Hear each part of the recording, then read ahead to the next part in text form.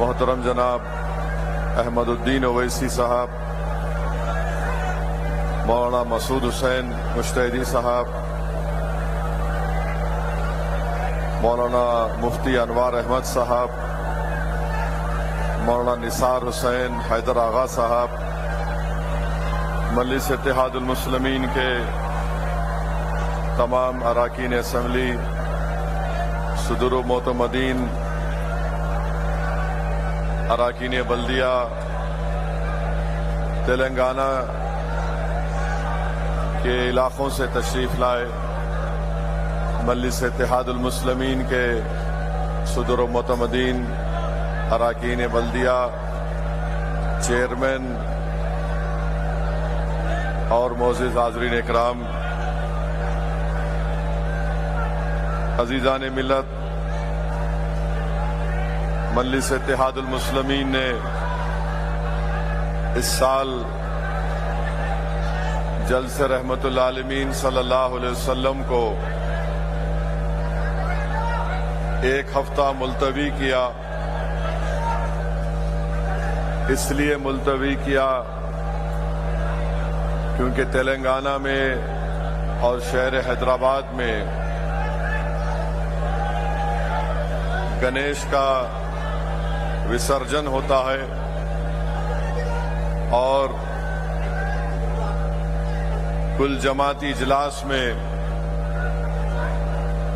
جہاں پر مجلس کے اراکین اسمبلی گئے تھے، وہاں پر ریاست کے وزیر اعلیٰ نے بھی ہم سے اس بات کی اپیل کی کیونکہ گنیش کے جلوس کو لوگ 2 دن پہلے سے لے جا کر اس کا وسرجن کرتے ہیں، تو مجلس اتحاد المسلمین نے شہر حیدرآباد کے امن کے لیے، ریاست تلنگانہ کے امن کے لیے اور امن و ضبط کو برقرار اور مضبوط رکھنے کے لیے مجلس نے جلسہ رحمت العالمین صلی اللہ علیہ وسلم کو اور نعتیہ مشاعرے کو ایک ہفتہ ملتوی کیا، اور آج الحمدللہ دارالسلام کی تاریخی سرزمین پر جلسے رحمت العالمین صلی اللہ علیہ وسلم کا انعقاد عمل میں لایا جا رہا ہے، اور انشاءاللہ کل نعتیہ مشاعرہ ہوگا جس میں نہ صرف تلنگانہ کے مشہور و معروف نعت خواہ بلکہ ہمارے ملک کے مشہور و معروف شعراء اور نعت خواہ اپنا کلام پیش کریں گے۔ میرے عزیز دوستوں اور بزرگوں، علماء کرام نے لکھا، میں نے ان کی زبانوں سے سنا کہ انہوں نے یہ لکھا اور فرمایا کہ ماہ ربیع الاول کی ایک بہت بڑی فضیلت ہے، اور علماء کرام نے تصریح فرمائی کہ ماہ ربیع الاول کا مرتبہ ماہ رمضان سے بھی بڑھ کر ہے، اس لیے کہ رمضان میں اللہ سبحانہ و تعالی نے قرآن کریم کو نازل کیا، تو اس ماہ مبارک میں اللہ سبحانہ و تعالی نے قرآن والے کو بھیجا۔ رمضان میں قرآن کو نازل کیا گیا، تو اس ماہ مبارک میں صاحب قرآن کو بھیجا، اور اگر اللہ محمد مصطفیٰ صلی اللہ علیہ وسلم کو نہیں بھیجتا تو نہ ہم کو رمضان ملتا، نہ ہم کو قرآن ملتی، نہ ہم کو ایمان میسر میں ہوتا، نہ ہم کو زکوٰۃ دینے کا طریقہ ملتا۔ یہ سب کچھ ملا ہے تو صدقہ ہے نبی کریم صلی اللہ علیہ وسلم کا۔ میرے عزیز دوستوں اور بزرگوں، حدیث قدسی ہے کہ اللہ فرماتا ہے کہ اے میرے محبوب، اگر آپ نہ ہوتے تو میں اپنی ربوبیت کو بھی ظاہر نہیں کرتا۔ عزیزان ملت، اللہ نے انسان کو بے شمار نعمتوں سے نوازا۔ اللہ نے ہم تمام کو، عالم انسانیت کو اللہ نے آنکھیں دیں تاکہ ان آنکھوں سے اس کے قدرت کے چیزوں کو دیکھ سکے۔ اللہ نے انسان کو دماغ دیا تاکہ وہ اس سے استعمال کر کے اس میں اچھے اور برے کی تمیز پیدا ہو سکے۔ اللہ نے انسان کو ہاتھ دیے، پیر دیے تاکہ اللہ کی بنائی ہوئی زمین پر وہ چل سکے اور اپنے ہاتھوں سے محنت کر سکے۔ اللہ نے انسان کو کان دیے تاکہ وہ دنیا کی آوازوں کو محسوس کر سکے۔ یہ ایسی نعمتیں ہیں کہ اس کی ساری کائنات اس کی قیمت نہیں بن سکتی۔ اور اللہ قرآن میں فرماتا ہے کہ اگر تم میری نعمتوں کا شمار کرنا چاہو تو شمار نہیں کر پاؤ گے، مگر جب کائنات میں اللہ نے محمد مصطفیٰ صلی اللہ علیہ وسلم کو بھیجا تو قرآن کریم میں اللہ ارشاد فرما رہا ہے کہ اللہ نے مومنین پر ایک بہت بڑا احسان کیا اور ان میں ایک عظمت والے رسول کو بھیجا۔ تو معلوم ہوا کہ نعمت عظمہ ہے اور اللہ سبحانہ و تعالیٰ خود اس پر احسان جتلا رہا ہے۔ میرے عزیز دوستوں اور بزرگوں، حدیث شریف میں آیا کہ ایک صحابی رسول صلی اللہ علیہ وسلم سے پوچھا کہ یا رسول اللہ صلی اللہ علیہ وسلم، ہم آپ کو قیامت کے دن کہاں پر پائیں گے؟ تو اللہ کے رسول صلی اللہ علیہ وسلم نے ارشاد فرمایا کہ 3 مقامات پر مجھ کو پاؤ گے۔ رسول اللہ صلی اللہ علیہ وسلم نے فرمایا کہ پہلا مقام وہ ہوگا جہاں پر میری امت کے اعمال تولے جائیں گے۔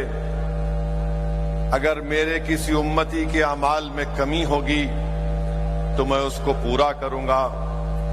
پھر فرمایا کہ دوسرا مقام وہ ہوگا جہاں پر میری امت پیاسی ہوگی، میں اپنی امت کی پیاس کو بجھاؤں گا۔ اور رسول اللہ صلی اللہ علیہ وسلم نے فرمایا کہ میں اپنے ہاتھوں سے میری پیاسی امت کو آب کوثر کا جام پلاؤں گا۔ پھر تیسرا مقام رحمت اللہ علیہ صلی اللہ علیہ وسلم نے فرمایا وہ تیسرا مقام یہ ہوگا کہ جہاں پر میرے امت کی اعمال تولے جائیں گے، میری امت پیاسی ہوگی، میں ان کی پیاس کو بجھاؤں گا۔ تیسری جگہ آقا نے فرمائی کہ میری امت پل صراط کو پار کرے گی، جبریل امی اپنے پر بچھائے ہوں گے اور میں اللہ سے دعا کروں گا کہ رب سلم یا امتی۔ اللہ کے رسول صلی اللہ علیہ وسلم دعا فرمائیں گے کہ یا اللہ میری امت کو سلامتی سے گزار دے پل صراط سے۔ اسی لیے کسی نے عشق میں ڈوب کر کہا کہ رضا پل سے وچ کرتے گزریے کہ ہے رب سلم صدائے محمد۔ میرے عزیز دوستوں اور بزرگوں، اللہ سبحانہ و تعالیٰ قرآن کریم میں ارشاد فرماتا ہے وَالْأَوَّلُ الْآخِرُ وَالظَّاهِرُ بَاطِنُ وَهُوَ عَلَى كُلِّ شَيْءٍ عَلِيمٌ۔ شیخ عبدالحق محدث دہلوی مدارج النبوہ میں لکھتے ہیں اس قرآن کریم کی آیات کے بارے میں کہ یہ حمد خدا بھی ہے، یہ نعت مصطفیٰ بھی ہے، یہ صفات الہی بھی ہے اور یہ صفات رسول بھی ہے۔ میرے عزیز دوستو، امام جلال الدین سیوطی خصائص الکبریٰ میں حدیث شریف لکھتے ہیں کہ اللہ کے رسول صلی اللہ علیہ وسلم جب سفر معراج پر گئے تو بعض حضرات نے رسول اللہ صلی اللہ علیہ وسلم کو اس طرح کہہ کر مخاطب ہوئے اور کہا کہ السلام علیکم یا اولو، السلام علیکم یا آخرو، السلام علیکم یا حاشرو۔ جبریل امین نے کہا کہ یا رسول اللہ صلی اللہ علیہ وسلم، یہ سلام کرنے والوں میں حضرت ابراہیم علیہ السلام ہے، حضرت موسیٰ علیہ السلام ہے، حضرت عیسیٰ علیہ السلام ہے۔ تو معلوم ہوا کہ انبیاء بھی رسول اللہ صلی اللہ علیہ وسلم کو سب سے اول مانتے تھے۔ اللہ نے سب سے پہلے میرے نبی کو نور کو پیدا کیا اور آخری رسول بنا کر بھیجا۔ میرے عزیز دوستوں اور بزرگوں، حدیث شریف میں آیا کہ رسول اللہ صلی اللہ علیہ وسلم نے فرمایا کہ اپنی اولاد کو 3 تربیت دو۔ ایک، اپنے رسول سے محبت ان کو سکھاؤ، ایک دوسری اہل بیت سے محبت سکھاؤ، اور تیسرا ان کو قرآن پڑھاؤ، کیونکہ جو قرآن کے حاملین رہیں گے حشر کے میدان کے دن وہ انبیاء اور اللہ کے سائے میں رہیں گے، جس دن کسی کا سایہ نہیں ہوگا سوائے اللہ کے۔ اللہ کے رسول صلی اللہ علیہ وسلم نے حدیث شریف میں فرمایا کہ ہر نبی نے اپنی دعا، ایک خاص دعا اللہ نے دی، اس کو استعمال کرنے میں جلدی کی۔ رحمت العالمین صلی اللہ علیہ وسلم نے فرمایا کہ میں نے اپنی اس دعا کو میری امت کے لیے اٹھا کے رکھا ہوں، اور میری یہ دعا میرے امت کے گناہگاروں کی شفا کے لیے، شفاعت کے لیے استعمال کی جائے گی۔ میرے عزیز دوستوں اور بزرگوں، اللہ قرآن میں فرماتا ہے اللہ کے رسول صلی اللہ علیہ وسلم کے بارے میں کہ وَمَا أَرْسَلْنَاكَ إِلَّا رَحْمَةً لِّلْعَالَمِينَ، کہ ہم نے آپ کو تمام جہانوں کے لیے صرف رحمت بنا کر بھیجا۔ سوال یہ پیدا ہوتا ہے کہ کیا جو لوگ رسول اللہ صلی اللہ علیہ وسلم کو عائشہ صدیقہ اور بی بی فاطمہ کھانا پکا کر بھیجائیں گی؟ آقا دو عالم نے کہا کہ کوئی صحابی لا کر کھانا نہیں دے گا، میں اپنے ہاتھوں سے، اپنے ہاتھ مبارک سے لا کر اس وفد کو کھانا کھلاؤں گا۔ تو معلوم ہوا اللہ کے رسول صلی اللہ علیہ وسلم نے فرمایا میں یہ اس لیے کر رہا ہوں کیونکہ جب میرے صحابہ نجاشی بادشاہ کے پاس گئے تھے، اس نے ان کو کفاران مکہ کے حوالے نہیں کیا، اس نے میرے صحابہ کا خیال رکھا، اسی لیے آج میں ان کا خیال رکھنا ہوں۔ اللہ کے رسول صلی اللہ علیہ وسلم کسی کا نماز جنازہ پڑھنے کے لیے گئے، جنازے مرنے والے کا چہرہ آقا دو عالم صلی اللہ علیہ وسلم نے دیکھا اور کہا کہ میں اس کی نماز نہیں پڑھا سکتا، یہ میرے عثمان سے بغض رکھتا تھا۔ میرے عزیز دوستوں اور بزرگوں، وہیں پر آپ جانتے ہیں کہ حضرت خباب رضی اللہ تعالی عنہ ایک بہت بڑے صحابی تھے، عاص بن وائل مشرک تھا، مزدوری کرتے تھے۔ نوجوانوں سنو یہ بات، جو نوجوان محنت مزدوری سے دور بھاگتے ہیں، حضرت خباب رضی اللہ تعالی عنہ مزدوری کرتے تھے، اور جب مزدوری کر لیے تو اپنے مالک سے پیسہ لینے کے لیے گئے جس کے پاس کام کیا۔ اس نے کہا اے خباب، میں تم کو مزدوری کے پیسے نہیں دوں گا، اسی وقت دوں گا جب تم محمد رسول اللہ صلی اللہ علیہ وسلم کا کلمہ پڑھنا چھوڑ دو۔ اس صحابی رسول نے کہا اے دیوانے، میری 1000 جانیں میں قربان کر دوں گا مگر آقا کے کلمے کو بولنا نہیں چھوڑوں گا۔ اس نے کہا کہ تمہاری مزدوری جو تم اپنی اولاد کے لیے کر رہے تھے تم کو نہیں ملے گی۔ تو اس صحابی رسول حضرت خباب نے جواب دیا کہ ہاں، میں یہ مزدوری اپنی اولاد کے لیے کر رہا تھا، مگر مجھے اب معلوم ہوا کہ میں یہ مزدوری اپنے آقا دو عالم صلی اللہ علیہ وسلم پر کر رہا ہوں، میں تجھ سے یہ پیسے نہیں لوں گا۔ میرے عزیز دوستوں اور بزرگوں، حضرت سعد بن ابی وقاص رضی اللہ تعالی عنہ، آپ کی ماں آپ کو بہت چاہتے تھے، یہ عشر مبشرہ میں آتے ہیں سعد بن ابی وقاص۔ نوجوانوں، عشر مبشرہ وہ 10 صحابی ہیں جن کو اللہ کے رسول صلی اللہ علیہ وسلم نے اپنی زندگی میں جنت کی بشارت دی۔ ماں بہت چاہتی تھی، آپ بھی اپنی ماں کو بہت چاہتی تھی۔ ماں نے کہا کہ میں کھانا نہیں کھاؤں گی سعد جب تک کہ تو کلمہ پڑھنا نہ چھوڑ دے۔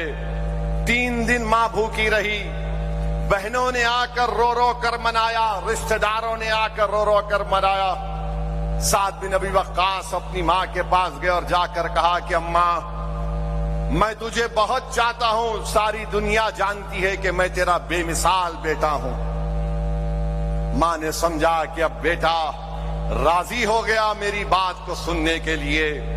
حضرت سعد نے کیا خوبصورت جواب دیا، انہوں نے کہا کہ میری ماں، میں نے اپنے دل کو ٹٹولا، اپنے ضمیر کو ٹٹولا، اور میرا دل اور ضمیر مجھ سے کہتا ہے کہ اگر میری ماں کے پاس ایک سے زیادہ جانیں ہوتی میں اس کو قربان کر دوں گا، مگر محمد صلی اللہ علیہ وسلم کی غلامی کو نہیں چھوڑوں گا۔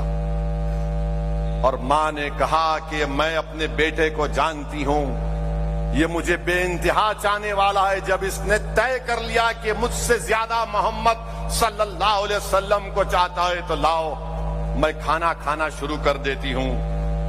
اب آپ دیکھیے فاروق اعظم آ رہے ہیں، مال لے کر آ رہے ہیں۔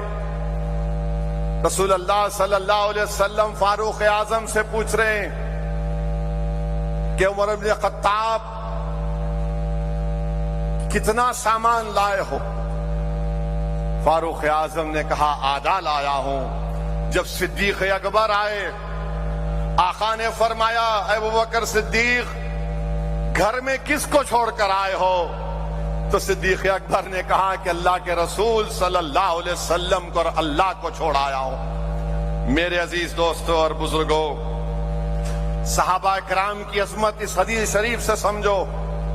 اللہ کے رسول صلی اللہ علیہ وسلم نے فرمایا جب کوئی صحابی کسی جنگ میں جاتے تو آقا نے فرمایا کہ اگر اس میں ایک صحابی ہوگا میرا تو اللہ اس صحابی کے برکت سے تم کو کامیابی دے دے گا۔ اگر صحابہ نہیں رہیں گے، تابعین رہیں گے، جس نے صحابیوں کو دیکھا تو اللہ ان کے برکت سے ان کو کامیابی دے دے گا۔ اگر وہ بھی نہیں رہیں گے تو تبع تابعین رہیں گے، یعنی جس نے ایک صحابی کو دیکھنے والے کو دیکھا تو اللہ ان کی برکت سے تم کو کامیابی دے دے گا۔ تو نوجوانوں، صحابہ کرام کی عزت اور احترام کرو۔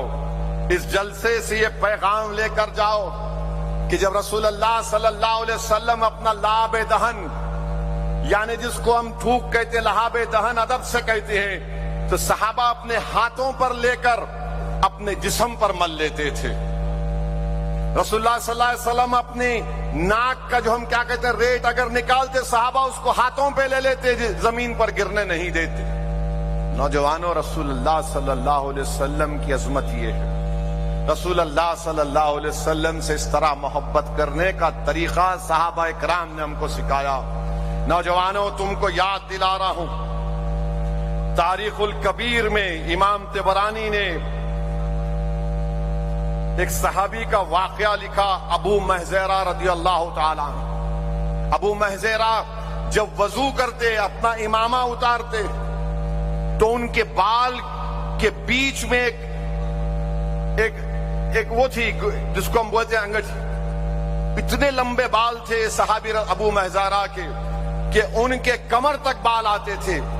اور رسول اللہ صلی اللہ علیہ وسلم کا حدیث ہے کہ جو آقا نے فرمایا کہ لعنت ہو اس شخص پر جو عورتوں کے مشابہ حرکت کرے گا، لعنت ہو اس عورت پر جو مرد کی طرح کرے۔ اب یہ ابو محذیرہ کے بال اتنے لمبے تھے، کیوں تھے؟ جب وہ بچپنے میں تھے تو ان کی ماں نے رحمت اللہ عالمین صلی اللہ علیہ وسلم کے پاس ابو محذیرہ کو لے کر گئے، اور رسول اللہ صلی اللہ علیہ وسلم ان کی ماں کی درخواست پر ان کے لیے دعا بھی کی، اور آقا دو عالم صلی اللہ علیہ وسلم نے اپنا دست مبارک ان کے سر کے حصے پہ رکھا۔ تو ماں نے کہا کہ جس رحمت اللہ عالمین صلی اللہ علیہ وسلم نے، آقا دو عالم نے، شافع روز جزا نے، امام الانبیاء نے میرے بیٹے کے سر پر اس جگہ پر ہاتھ رکھا، میں اپنے بیٹے کے بال نہیں کٹاؤں گی۔ اور ابو محذیرہ کہتے تھے کہ میرے ماں نے بال نہیں کٹائے، مجھے بھی حیا آتی تھی کہ میں کیسے اس بال کو کٹاؤں جہاں پر آقا دو عالم صلی اللہ علیہ وسلم کا دست مبارک رکھا گیا۔ نوجوانوں، یہ صحابہ کرام کی رسول اللہ صلی اللہ علیہ وسلم سے محبت۔ ابن حجر اسقلانی بہت بڑے عالم دین، محدث، وہ ثابت بنانی کا واقعہ لکھتے ہیں. ثابت بنانی کون ہے؟ حضرت انس کے شاگرد ہیں. ابن حجر اسقلانی کیا لکھتے ہیں ثابت بنانی کے بارے میں کہ ثابت بنانی حضرت انس کے شاگرد تھے. جب حضرت انس کا آخری وقت آیا، صحابی رسول ہیں، کئی حدیث کے راوی ہیں، انہوں نے کہا کہ ثابت اس گھر میں ایک ڈبیا ہے، لے کر آؤ. وہ ڈبیا لائے. انہوں نے کہا کہ دیکھو اس میں بال مبارک ہے، یہ رسول اللہ صلی اللہ علیہ وسلم کے منہ مبارک ہے.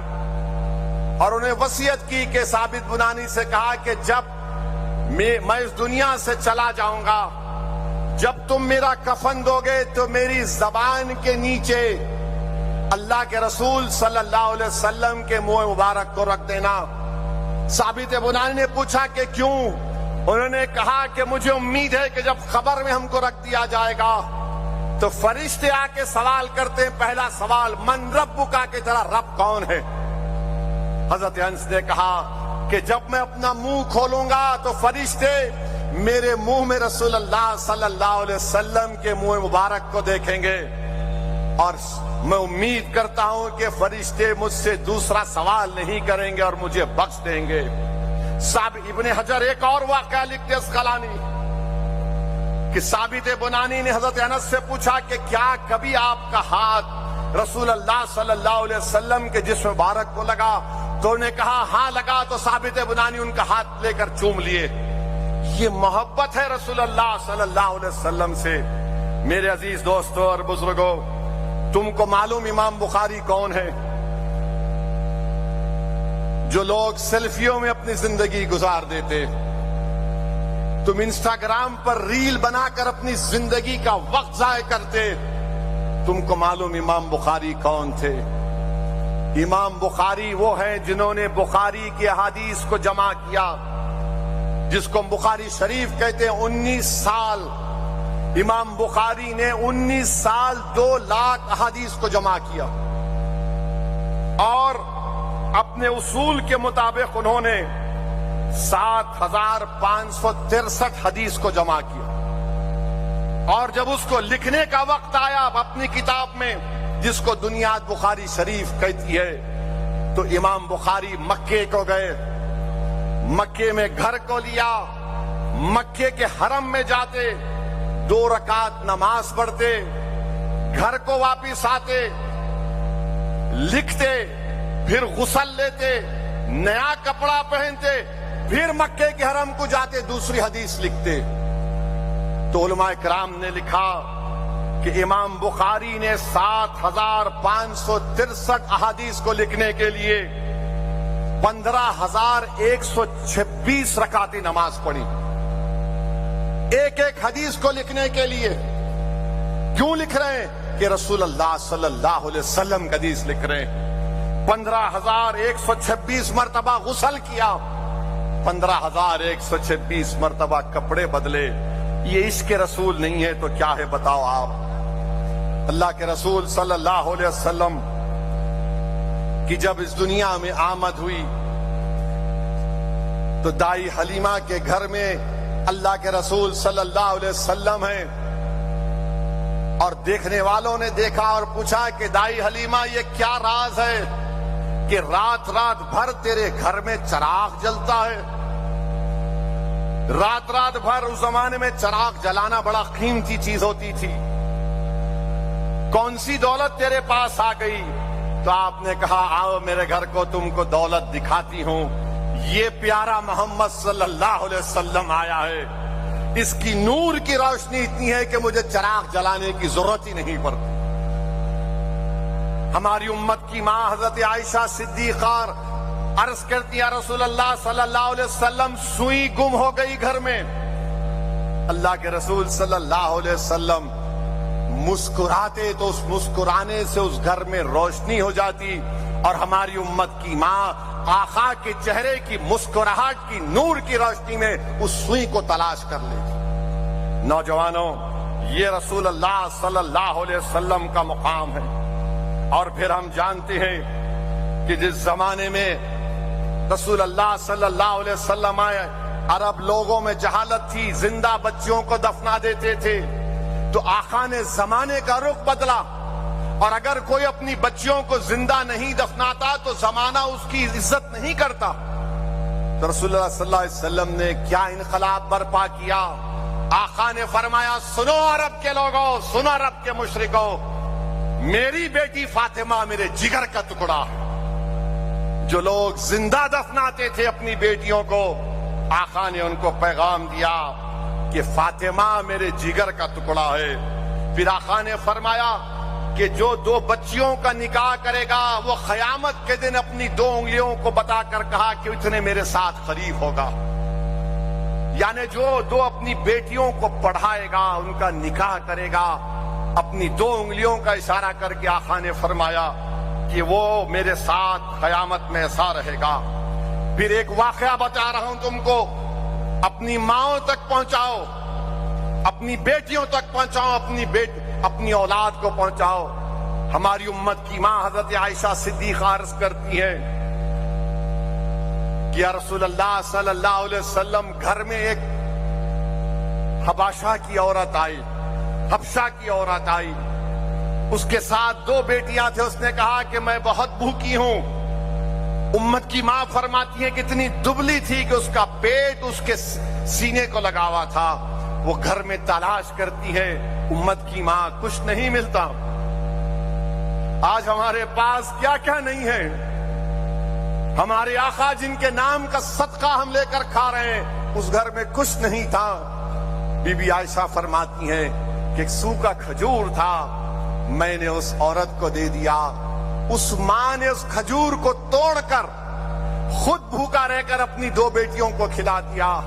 اللہ کے رسول صلی اللہ علیہ وسلم جب امت کی ماں حضرت عائشہ صدیقہ کی آنکھ میں آنسو آ گئے، آپ دیدہ ہو گئے، تو رحمت اللہ عالمین نے فرمایا کہ سنو عائشہ، ہماری امت کی ماں سے کہا، یہ ماں اگر اپنے غلطیوں کی وجہ سے جہنم اس پر واجب ہو جائے گی تو اس کی یہ 2 بیٹیاں اللہ کے سامنے آ کر کہیں گے کہ نہیں اللہ، تو ہماری ماں کو جہنم میں نہیں ڈال سکتا، یہ وہ ماں ہے جو بھوکا رہ کر ہم کو کھلایا۔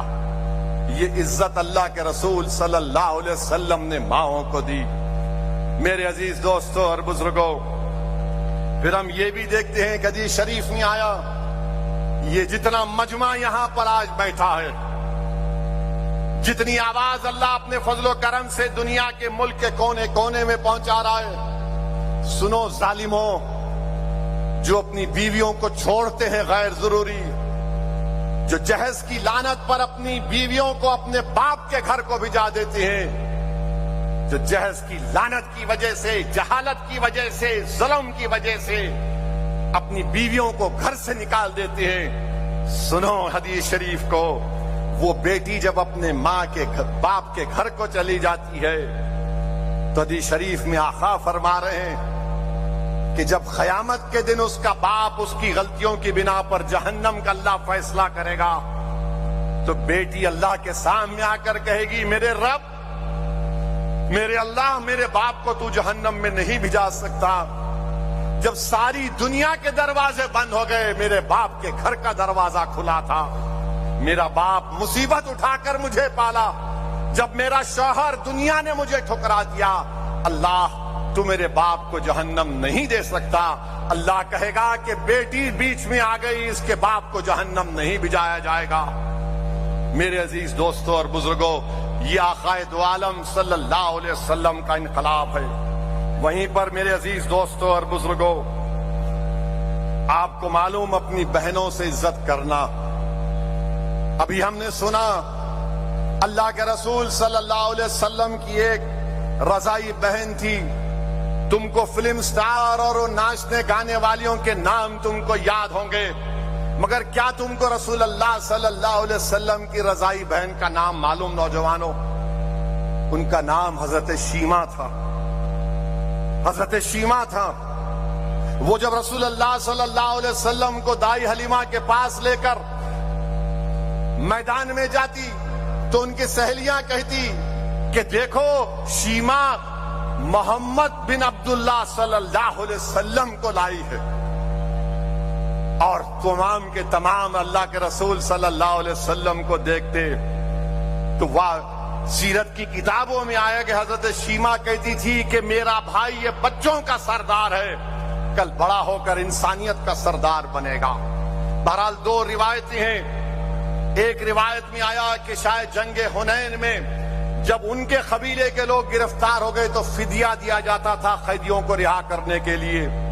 ایک روایت میں آیا کہ کوئی جا کر حضرت شیما سے کہا کہ تم جانتے ہو تمہارا بھائی محمد صلی اللہ علیہ وسلم جس نے اپنی نبوت کا اعلان کیا مدینے میں وہ رہتا ہے، تو تمام عورتوں کو ساتھ لے کر ملنے گئی۔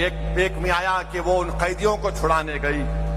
جب مدینے میں پہنچی تو وہاں پر لوگ روک دیتے تھے غیر لوگوں کو آنے سے، تو انہوں نے چیخ مار کر کہا کہ ہٹو میرے سامنے سے، تم نہیں جانتے میں کون ہوں، میں محمد صلی اللہ علیہ وسلم کی بہن ہوں۔ صحابہ کرام جا کر رسول اللہ صلی اللہ علیہ وسلم کو بتاتے ہیں کہ آپ کی رضائی بہن دائی حلیمہ کی بیٹی وہ آئی ہے۔ اللہ کے رسول بولتے ہیں کہ انتظام کرو، چادر بچھاؤ، میری بہن آ رہی ہے۔ رسول اللہ صلی اللہ علیہ وسلم ان کا استقبال کرتے اپنی بہن کا، رضائی بہن کا، اور یہ حضرت شیما دیکھتی ہے کہ صحابہ کرام کا ادب ایسا ہے کہ کوئی نظر اٹھا کر رحمت اللہ عالمین صلی اللہ علیہ وسلم کو نہیں دیکھ رہا ہے، اور سب اس بے چین ہے کہ آقا ہم کو کیا حکم دیتے ہیں۔ ان کے دل میں ڈر ہوتا ہے، یہ روب یہ دیکھ کر۔ اللہ کے رسول صلی اللہ علیہ وسلم کہتے کہ آجا میری بہن، برسوں ہو گئے تجھے دیکھ کر۔ وہ آگے بڑھتی ہے، اللہ کے رسول اپنے جسم مبارک سے چادر کو نکال کر زمین پر بچھاتے ہیں اور کہتے ہیں بیٹھ جاؤ میری بہن۔ وہ کہتی ہے آپ کے چادر پر میں پیر رکھ کر بولے بیٹھ جاؤ۔ اللہ کے رسول اپنی رضائی بہن کو بٹھاتے ہیں، حضرت شیما کو، اپنے بچپنے کی پوری باتیں ان کو بتاتے ہیں۔ کیا بتاتے ہیں؟ اے شیما تجھے یاد ہے؟ سنو بھائیو، جو اپنی بہنوں سے محبت نہیں کرتے سنو۔ اللہ کے رسول صلی اللہ علیہ وسلم نے فرمایا کہ شیما تم کو یاد ہے، تم فرط محبت میں تم میری ہاتھ کی یہ کسی قصے پر تم مجھے قطر دیتی تھی، میرے مونڈھے پر تم قطر دیتی تھی، تو میں ان نشانوں کو دیکھ کر تم کو یاد کرتا تھا۔ اور ہمارا حال یہ ہے کہ بہن کی شادی ہو گئی تو تیرا کوئی حق نہیں ہے، جا نکل۔ باپ مر گیا تو بولتے نہیں حصہ دیں گے، ماں مر گئی تو گھر خالی کر دے۔ سنو جو ظلم کر رہے ہیں رسول اللہ صلی اللہ علیہ وسلم کیا کر رہے ہیں۔ آپ دریتیم ہیں، آپ کا کوئی بھائی نہیں ہے، بہن نہیں، مگر یہ رضائی بہن ہے۔ ان کو بٹھاتے ہیں، ان کو خوب خاطر تواضع کرتے ہیں۔ پھر جانے کا وقت آیا تو آقا دو عالم صلی اللہ علیہ وسلم کہتے ہیں صحابہ سے کہ اچھا اونٹ لے کر آؤ۔ ایک اچھا اونٹ لایا جاتا ہے۔ اللہ کے رسول صلی اللہ علیہ وسلم کہتے ہیں کہ میری بہن میرے کھندے پر قدم رکھ دے۔ رحمت العالمین کرے میری بہن میرے کھندے پر قدم رکھ کے تو اونٹ پر چڑھ جا۔ وہ کہتی ہے میں کیسے کروں، آپ تو رسول اللہ صلی اللہ علیہ وسلم ہیں۔ بہن بیٹھتی ہے اونٹ پر۔ پھر آقا اعلان کرتے ہیں کہ لاؤ میرے بہن کو کچھ تحفے تحائف دو۔ صحابہ کرام دوڑ دوڑ کر پورے اونٹ پہ اس اتنے تحفے دیتے، اونٹ بھر جاتا ہے۔ اللہ کے رسول صلی اللہ علیہ وسلم اس اونٹ کو پکڑ کر مسجد قباء تک جاتے ہیں۔ 3 دن کا رستہ تھا۔ حضرت شیما کہتی ہے کہ یا رسول اللہ صلی اللہ علیہ وسلم میں اتر جانا چاہتی ہوں۔ آقا فرماتے ہیں کہ شیما میں تم کو دیکھنا چاہتا ہوں، بہت زمانہ ہو گیا۔ 3 دن موجودہ مدینے سے قباء جاتے۔ اس کے بعد جب وہ واپس جاتی ہے اپنے قبیلے میں تو واقعات میں آیا کہ حضرت شیما گھوڑی پر ہیں، اونٹ پر ہیں، اور آپ سے لوگ پوچھتے کہ ہم پریشان ہو گئے کہ تم کو وہاں روک لیا گیا تھا، کیا تم وہاں سے نہیں آنا چاہتی تھی؟ حضرت شیما اونٹ پر بیٹھ کر رسول اللہ صلی اللہ علیہ وسلم کی عظمت کو بیان کرتی ہے، ان کی بھائی کی محبت کو بیان کرتی ہے۔ اونٹ سے اترنے سے پہلے 70 خواتین اسلام کو قبول کر لیتی، اترنے سے پہلے۔ کائنات میں ایسا کوئی بھائی نہیں ہوگا میرے رسول صلی اللہ علیہ وسلم کی طرح۔ جب اونٹ سے اترتی ہے تو واقعات میں آیا کہ 300 گھر کے لوگ اسلام کو قبول کر لیے۔ میرے عزیز دوستوں اور بزرگوں، جب بیویوں کی بات آتی ہے، نوجوانوں سنو، جو اپنی بیویوں کو مارتے ہیں، تم بے شرم ہو، بزدل ہو، تم لوگ، تم ظالم ہو، تم رسول اللہ صلی اللہ علیہ وسلم کے نعرے لگاتے ہو، تم عید میلاد النبی کے دن جھنڈے لے کے لہراتے ہو، تم یا رسول اللہ کے نعرے لگاتے ہو، اور تم اپنی بیوی کو مارتے بھی ہو۔ بے شرمو، سدھر جاؤ۔ اللہ کے رسول صلی اللہ علیہ وسلم کی ایک مثال بتاؤ جہاں پر امت کی ماؤں کو ہاتھ اٹھایا میرے آقا نے۔ تمہاری مردانگی یہ نہیں ہے کہ تم اپنی بیوی پر ہاتھ اٹھاؤ، تمہاری مردانگی یہ ہے کہ تم اپنی بیوی سے محبت کرو۔ ظالموں جو اپنی بیویوں کو مار رہے ہیں، کل تمہاری بیٹی کو کوئی مارے گا تو تمہارے دل پر کیا گزرے گی؟ کوئی ایک ہماری بہن، ہماری بیٹی مجھے فون کی، 3 دن پرانی بات ہے کہ اسد صاحب میں فلاں فلاں ہوں، میرا شوہر مجھے مار کر نکال دیا۔ میں نے کہا کہ آپ پولیس میں کمپلین کریے۔ انہوں نے کہا کہ میں گئی تھی بھوانی نگر پولیس اسٹیشن میں۔ میں نے کہا کب سے تم کو مار رہا ہے؟ بولے بہت مہینوں سے یہ حرکت کر رہا ہے۔ میں اپنے باپ کے گھر کو آ گئی، میرا باپ بھی نہیں ہے، ہم صرف 2 بہنیں ہیں۔ رو رہی تھی۔ میں نے کہا بولو میں کیا کر سکتا ہوں اس میں؟ تو ہماری بہن نے کہا اسد صاحب یہ آپ اس کی ہوٹل کا اناگریشن کرے تھے، میں فوٹو دیکھی آپ کی، وہ بریانی بیچتا ہے، آپ کچھ کریے نا۔ میں نے اپنی بیٹی سے کہا کہ میری بیٹی، جب یہ ظالم ایک جانور بن کر تم کو 8-10 مہینے سے مار رہا ہے، تم دوبارہ اس کے پاس جانا چاہو گی کہیں تمہاری جان نہ لے لے؟ وہ بچی رو کر بولی ایک بار کوشش کرو خالی، آپ سمجھاؤ اس کو۔ آپ، میں اس بریانی بیچنے والے سے کہہ رہا ہوں تو ظالم ہے، تو ظالم ہے، تیرے کوئی کاروبار میں برکت نہیں ہوگی اگر تو اپنی بیوی کو مارے گا۔ ایسے کئی واقعات ہیں۔ کون سی مردانگی ہے اپنی بیوی کو مارنا؟ بتاؤ کیوں مارو گے تم اپنی بیوی کو؟ کیا تمہاری یہ بہادری ہے؟ نہیں، یہ تمہاری بزدلی ہے، یہ تمہاری طاقت کے مظاہرے نہیں، کمزوری کے مظاہرے ہیں۔ اللہ کے رسول صلی اللہ علیہ وسلم نے کسی بھی ہماری امت کی ماں کو مارا تو بتاؤ؟ میرے بھائی نوجوانوں، یہ حرکت مت کرو۔ یاد رکھو اللہ کے رسول صلی اللہ علیہ وسلم نے ہماری امت کی ماں کو حمیرہ کہہ کر پکارا۔ حضرت خدیجہ کا وصال ہو گیا تو آقا دو عالم صلی اللہ علیہ وسلم حضرت خدیجہ کے سہیلیوں کو گوشت پہنچاتے تھے۔ وہ دنیا میں نہیں ہے، میں ان کی سہیلیے گوشت پہنچاتے تھے۔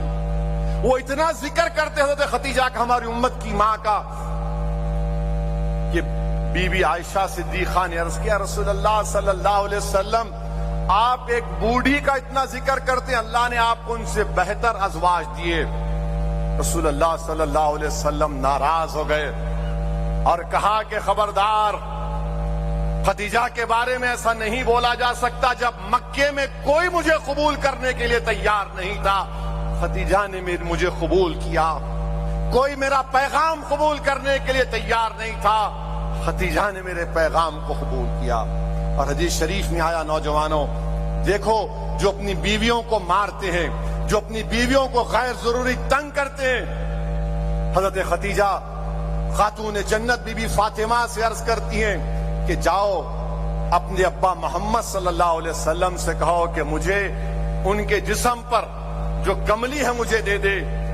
وہ جا کر خاتون جنت عرض کرتی ہیں، آقا ان کے پیچھے آتے ہیں اور پوچھتے ہیں امت کی ماں سے کہ کیوں آپ نے پوچھا؟ تو کہتے ہیں میرے زندگی کا آخری وقت آ گیا یا رسول اللہ صلی اللہ علیہ وسلم، میں آپ کے دی ہوئی اس کملی میں اس کو کفن کے طور پر خبر میں جانا چاہتی ہوں۔ اللہ کے رسول صلی اللہ علیہ وسلم کی آنکھ میں آنسو آ جاتے ہیں اور کہتے ہیں کہ تم جو کچھ مجھ سے مانگنا چاہو مانگو، میں دینے کے لیے تیار ہوں۔ نوجوانوں، یہ آقا کی مثالیں دے رہا ہوں تم کو۔ اگر تم یہاں سے اٹھ کر جاؤ گے اور اپنی زندگیوں میں تبدیلی نہیں لاؤ گے، اپنی بیویوں پر ظلم کرو گے، تو پھر یاد رکھو بد نصیبی تمہارا مقدر بن جائے گی، خدا نہ خواستہ۔ وہیں پر میرے عزیز دوستوں اور بزرگوں، غلام اس زمانے میں غلام ہوتے تھے۔ اگر کوئی غلام کسی اپنے آقا کا دھوپ میں جوتا اٹھا کر چھاؤں میں رکھتا تو اس کو مارا جاتا کہ کس کے حکم پر تو نے میرے جوتے اٹھائے؟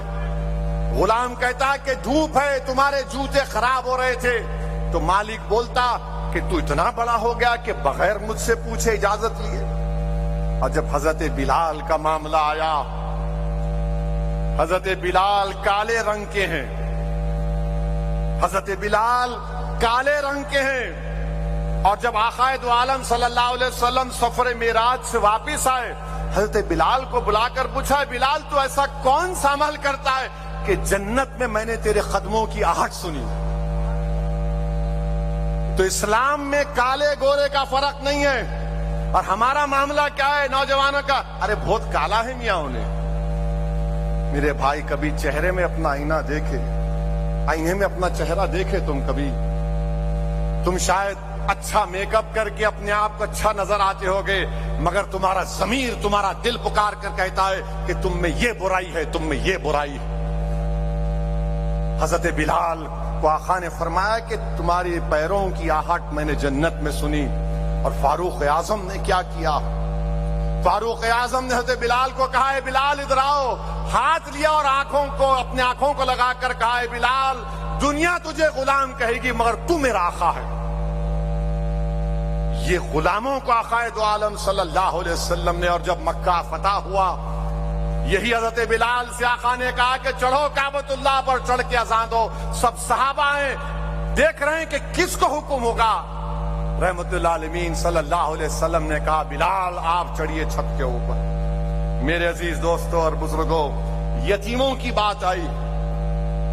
کتنے ایسے یتیم بچے ہیں جن کو ہم دھتکارتے ہیں۔ اور قرآن میں اللہ فرما رہا، سورہ ماؤن میں، ارأیت الذی یکذب بالدین فذلک الذی یدعو الیتیم، یعنی جو لوگ یتیموں کو دھکا دے کر بھجا دیتے، دھکا دے کر یتیموں کو بھگا دیتے، ان پر کوئی رحم نہیں کرتے، اتنے سنگ دل تھے۔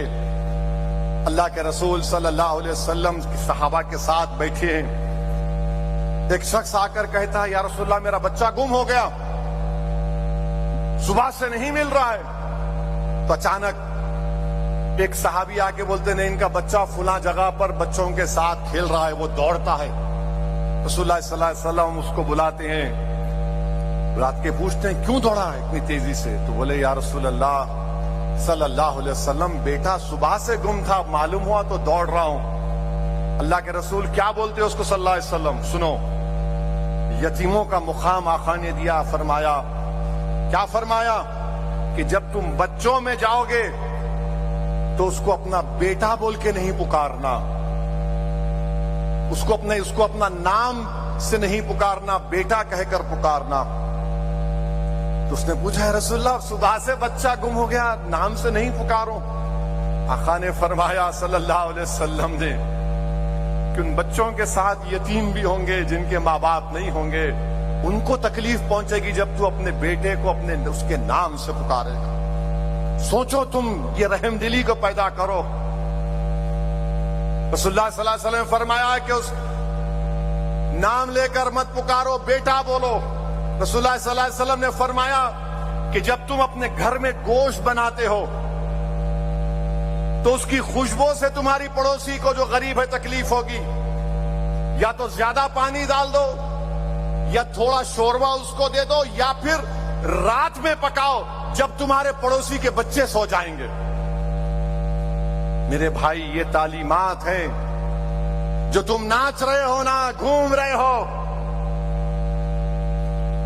تم ڈی جے پہ ناچ رہے ہو، شرم کرو تم لوگ، تم ڈی جے پہ ناچو گے؟ ارے تم دنیا کو نچانے آئے ہو، تم خود ناچ رہے ہو۔ تم کو دنیا تمہارے ناچ کو دیکھ کر بولے گی یہ محمد صلی اللہ علیہ وسلم کا امتی ہے۔ اللہ کے رسول صلی اللہ علیہ وسلم عید کی نماز کو جا رہے، ایک غریب یتیم بچے کو روتا ہوا دیکھتے ہیں، پوچھتے کیوں رو رہا ہے؟ بولے میں یتیم ہوں، میرے پاس ماں باپ نہیں ہے۔ اللہ کے رسول صلی اللہ علیہ وسلم رحمت للعالمین، اشرف الانبیاء، امام الانبیاء، خاتم النبیین اپنے گود میں اٹھاتے ہیں، گھر کو لے جاتے ہیں اور فرماتے ہیں کہ حسنین کریمین کے کپڑے اس بچے کو پہناؤ۔ وہ بہت خوش ہو جاتا ہے، بچے سے کہتے ہیں کہ تو اور خوش نہیں ہوگا کہ تیرا باپ محمد صلی اللہ علیہ وسلم ہو جائے، تیری ماں عائشہ صدیقہ ہو جائے، تیری باجی حضرت فاطمہ ہو جائے۔ وہ بچہ چیخ مار کر خوش ہوا ہے، مجھے قبول ہے۔ یتیموں کا لحاظ اس طرح رسول اللہ صلی اللہ علیہ وسلم کرتے تھے۔ نوجوانوں، میرے عزیز دوستوں اور بزرگوں، پھر آپ دیکھیے ہمارے علاقوں میں لوگ بولتے ارے میاں دیوانہ ہے، انہیں اس کو نکو بات کرو، بولتے نا ارے دیوانی عورت ہے، نکو لگاؤ اس کو، منہ کو نکو لگاؤ، دور رکھو اس کو۔ مسجد نبوی ہے، صحابہ کرام بیٹھے ہوئے ہیں، ایک عورت آ کر رحمت للعالمین صلی اللہ علیہ وسلم کو اشارہ کر کے بولتی کہ باہر آؤ۔ رحمت للعالمین صلی اللہ علیہ وسلم کو اشارہ کر کے بولتی باہر آؤ۔ صحابہ بیٹھے ہیں، فاروق اعظم بیٹھے ہیں، شیر خدا حضرت علی بیٹھے ہیں۔ رسول اللہ صلی اللہ علیہ وسلم اٹھ کے جاتے ہیں، وہ بولتی کہ یہاں نہیں، باہر بیٹھیں گے دھوپ میں۔ اللہ کے رسول صلی اللہ علیہ وسلم راضی ہو جاتے، پھر بولتی اپنی چادر بچھاؤ۔ آقا اپنی چادر بچھاتے ہیں، وہ بیٹھ جاتی ہے، گھنٹوں بات کرتی ہے۔ اور لوگ جانتے تھے کہ یہ کوئی کانکریٹ گفتگو کرنے والی نہیں تھی، یہ ایسا ہی بات کرتے رہی۔ جب وہ تھک جاتی، وہ جب جانے لگتی، رسول اللہ صلی اللہ علیہ وسلم واپس آتے تو فاروق اعظم بولتے یا رسول اللہ صلی اللہ علیہ وسلم یہ خاتون ہے، سب جانتے ہیں ایسی بات کرتی ہے۔ اللہ کے رسول صلی اللہ علیہ وسلم کہتے ہیں کہ عمر، پورے مدینے میں اس کو کوئی دکھڑا سنانے والا نہیں ملا، محمد صلی اللہ علیہ وسلم ملا، وہ اپنا دکھڑا سنانے کے لیے آئی ہے۔ پھر آقا پھر اس کو بلا کر کہتے ہیں کہ سن، جب کبھی بھی تیرا دل بھر جائے نا، تیرا دل کا دکھڑا سنانا ہے تو میرے پاس آ جانا۔ نوجوانوں، یہ تم کو مثال بننا ہے۔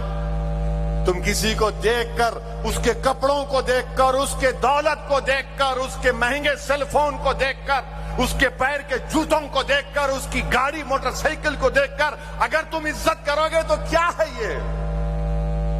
یہ کیا ہے بتاؤ میرے کو۔ میرے عزیز دوستوں اور بزرگوں، ابھی ہم نے سنا حسن الاموی صاحب اور ہمارے مہمان مقرر جو آئے، اللہ کے رسول صلی اللہ علیہ وسلم کے اخلاق کے بارے میں آقا نے فرمایا کہ قیامت کے دن سب سے زیادہ قریب مجھ سے ہوگا جس کے اخلاق اچھے ہیں۔ صرف میٹھی میٹھی بات کرنا اخلاق نہیں ہے، سچائی کو بولنا اخلاق ہے۔ بہترین کپڑے پہننا اخلاق نہیں ہے، جھوٹ نہیں بولنا، سچائی کو بولنا اخلاق ہے۔ یہ اللہ کے رسول صلی اللہ علیہ وسلم نے ہم کو فرمایا۔ تم تو کیسے متاثر ہو جاتے ہو کہ اچھے بات کرے، ارے میاں گاڑی سترا باباؤں نے 25 لاکھ کی گاڑی ہے، 6 لاکھ کی موٹر سائیکل ہے۔ میاں میرے بھائی، تم دولت کو دیکھ کر اس کی متاثر مت ہو۔ اور رسول اللہ صلی اللہ علیہ وسلم کو سب سے پہلے لوگ کیا بولتے تھے کہ محمد صلی اللہ علیہ وسلم امین ہے، صادق ہے، سچے ہیں، بردبار ہیں، اپنے وعدے کے پکے ہیں۔ حدیث شریف میں آیا، سنیے، یہاں پر جو لوگ باتیں کرنا چاہ رہے باہر جا سکتے آپ، جس کو اگر بات کرنا ہے باہر جائیے، چھوڑیے بھائی صاحب، ایک بھائی باہر جائیے آپ۔ اللہ کے رسول صلی اللہ علیہ وسلم جنگ بدر ہوئی ہے، 313 صحابی، 1000 مشرکین کفار، 3 صحابی آ رہے ہیں جنگ میں شرکت کرنے کے لیے۔ جنگ بدر میں ابو جہل مل گیا، مولانا نے کہا کہ بی جے پی والا ابو جہل مل گیا۔ ابو جہل مل گیا، اس نے کہا کہاں جا رہے ہو؟ ان صحابیوں نے کہا کہ ہم محمد صلی اللہ علیہ وسلم کے پاس جا رہے ہیں۔ بولے جنگ میں جا رہے ہو؟ انہوں نے کہا نہیں نہیں، زیارت کرنے جا رہے ہیں۔ بولے جنگ میں تو نہیں آؤ گے؟ تو انہوں نے کہا ہم وعدہ کرتے نہیں جائیں گے۔ محمد صلی اللہ علیہ وسلم آقائے دو عالم کے پاس پہنچے اور کہا یا رسول اللہ ایسا ایسا ہوا۔ اللہ کے رسول صلی اللہ علیہ وسلم نے کیا فرمایا؟ 313 صحابی ہیں، تلوار نہیں ہے، نیزہ نہیں ہے، گھوڑے نہیں ہیں، وہ 1000 کا قافلہ ہے کفاروں کا، ہر ایک کے پاس تلوار، ذرہ ہے، کھانے کو کھانا ہے یا کچھ نہیں ہے، بدن پہ کپڑے بھی برابر نہیں ہیں۔ رسول اللہ صلی اللہ علیہ وسلم نے فرمایا کہ نہیں، تم اس جنگ بدر میں شرکت نہیں کر سکتے۔ بولے رسول اللہ صلی اللہ علیہ وسلم انہیں کافر ہے ابو جہل۔ بولے مگر وعدہ تو مومن نے کیا تھا نا، وعدہ تو مومن نے کیا تھا، تم نہیں شرکت کر سکتے۔ میرے بھائی ایک صحابی رسول تھے عبداللہ ابن روحہ، اردن میں ان کی مزار مبارک ہے۔ عبداللہ ابن روحہ نے کیا کہا؟ اگر قرآن میں اللہ اپنے نبی کی نبوت کا آیت کا اظہار نہیں کرتا، اگر جبریل امین نہیں آتے، اگر ہم اپنی آنکھوں سے چاند کے ٹکڑے 2 ٹکڑے ہوتے نہیں دیکھتے، ہم رسول اللہ صلی اللہ علیہ وسلم کی انگلیوں سے پانی بہتا ہوا نہیں دیکھتے، ہم حضرت جابر کے دسترخوان پر 100 صحابیوں کو کھانا کھاتے ہوئے نہیں دیکھتے، تب بھی ہم رسول اللہ صلی اللہ علیہ وسلم کے چہرے کے حسن کو دیکھ کر بولتے کہ یہ کبھی جھوٹ نہیں بولنے والا۔ میرے عزیز دوستوں اور بزرگوں، یہ اللہ کے رسول صلی اللہ علیہ وسلم نے فرمایا کہ جو مومن جھوٹ بولتا ہے وہ کمزور ہو جاتا ہے، بخیل ہو جاتا ہے۔ اور یاد رکھو، یہ وعدے اگر تم کرو گے کسی سے تو اس کو دہراؤ۔ ایک یہودی حضرت بلال کو قرضہ دیا اور بولا کہ فلاں وقت تک ادا کر دینا۔ 3 دن پہلے یہودی آ گیا اور حضرت بلال سے تلخ گفتگو کیا۔ رسول اللہ صلی اللہ علیہ وسلم بھی آ گئے، آقا دو عالم صلی اللہ علیہ وسلم سے بھی تلخ گفتگو کیا۔ فاروق اعظم تلوار نکال لیے۔ آقا نے فرمایا ٹھہرو، اور فاروق اعظم کو حکم دیا کہ جاؤ اس کی جتنی رقم ہے اتنے کھجور دو، اور تم نے جو غیر ضروری غصہ کیا اس کے بھی کھجور دے دو۔ فاروق اعظم اس یہودی کو لے کر گئے، اور یہودی کو لے کر گئے، وہ یہودی آپ سے بات کرنا شروع کر دیا۔ فاروق اعظم اس سے بات نہیں کر رہے تھے۔ اس نے کہا ہے عمر بن خطاب رضی اللہ تعالی عنہ کہ میں ایک یہودیوں کا عالم ہوں، ہماری کتاب تورات میں نبی و آخر الزمان کا ذکر ہے، میں نے اللہ کے رسول محمد صلی اللہ علیہ وسلم کی نشانیاں دیکھی ہیں، میں ایک نشانی کو دیکھنا چاہتا تھا کہ اگر کوئی ان سے جہالت سے گفتگو کرے گا تو وہ صبر کریں گے اور ان کا حلم میں اضافہ ہوگا۔ تو میں نے دیکھ لیا ہے عمر، اب تم مجھے مدینے والے کے پاس لے کر چلو عمر، مجھے معافی دلاؤ اور مدینے والے کا کلمہ مجھے پڑھا دو، کیونکہ میں تورات میں جو پڑھا ہوں وہ آخری نبی محمد صلی اللہ علیہ وسلم ہے۔ میرے نوجوانوں، بردباری سے کام کرو اور صبر اختیار کرو۔ 100 مرتبہ صبر کا ذکر قرآن کریم میں اللہ نے کیا۔ صبر کرنا بزدلی نہیں ہے۔ کتب حدیث میں 500 حدیث ہے۔ اس کے راوی کون ہے؟ شیر خدا حضرت علی، اور حضرت علی نے کیا فرمایا کہ جس طرح جسم میں سر کا مقام ہے اسی طرح اسلام میں صبر کا مقام ہے۔ صبر کرو نوجوانوں، مایوس مت ہو جاؤ۔ کیا تم نہیں جانتے کہ امام حسین کا مقابلہ یزید پلید سے ہوا؟ اس کے پاس دولت، طاقت، حکومت، تلواریں، امام حسین کے پاس صبر تھا۔ امام حسین شہید ہو گئے، اہل بیت کے خاندان کے افراد شہید ہو گئے کربلا میں۔ یزید اس کے بعد بھی 4 سال زندہ رہا، مگر امام حسین نے اس کو ایسے گھیرے میں لے کر مارا کہ صبح قیامت تک یزید پلید ہو گیا اور حکومت حسین کی تھی اور حسین کی رہے گی انشاءاللہ تعالی۔ میرے عزیز دوستوں اور بزرگوں، ہم دشمن کو اپنے صبر میں ڈوب کر ماریں گے انشاءاللہ، اپنے صبر میں اس کو ڈبا کر ماریں گے۔ اور ہمارے مجلس کے چاہنے والوں سے کہہ رہا ہوں، روز کوئی نہ کوئی فون کر کے بولتے انہیں ایسا بول دیا، انہیں ویسا بول دیا، انہیں یہ بول رہا۔ میرے بھائی، امام احمد بن حنبل کا ایک واقعہ یاد آ رہا ہے.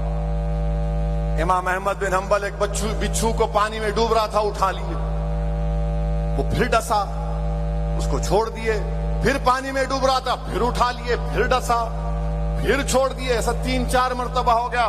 تو امام احمد بن حنبل رضی اللہ تعالی عنہ کے شاگرد نے کہا کہ امام اس کو کیا کر رہے ہیں, ڈوب رہا ہے, ڈوبنے دیجئے نا, آپ بچا رہے ہیں, ڈس رہا ہے.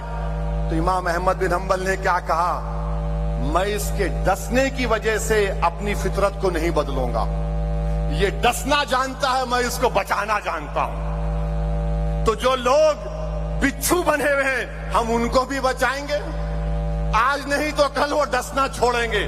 مگر ان کے ڈسنے سے کیا ہو رہا ہم کو بتاؤ آپ. پارلیمنٹ کے الیکشن میں ٹائیں فش ہو گئی, ہوئی نہیں ہوئی, پورے دنیا کے بچھواں جمع ہو گئے, پورے بچھواں جمع ہو گئے. ہم بولے آؤ ڈسنے کی کوشش کرے, مگر ان کے ڈسنے میں دم ہی نہیں تھا, ٹائیں پھوس ہو گئی. تو نہیں چیخا مت مارو. بتانے کا مقصد یہ ہے کہ کبھی بھی آپ لوگ جو ہے نا صبر کا دامن مت چھوڑیے. کسی شاعر نے اچھا کہا تھا, کیا کہا تھا شاعر نے, ہم تو دشمن کو بھی پاکیزہ سزا دیتے ہیں, ہم تو دشمن کو بھی پاکیزہ سزا دیتے ہیں, ہاتھ نہیں اٹھاتے نظروں سے گرا دیتے ہیں.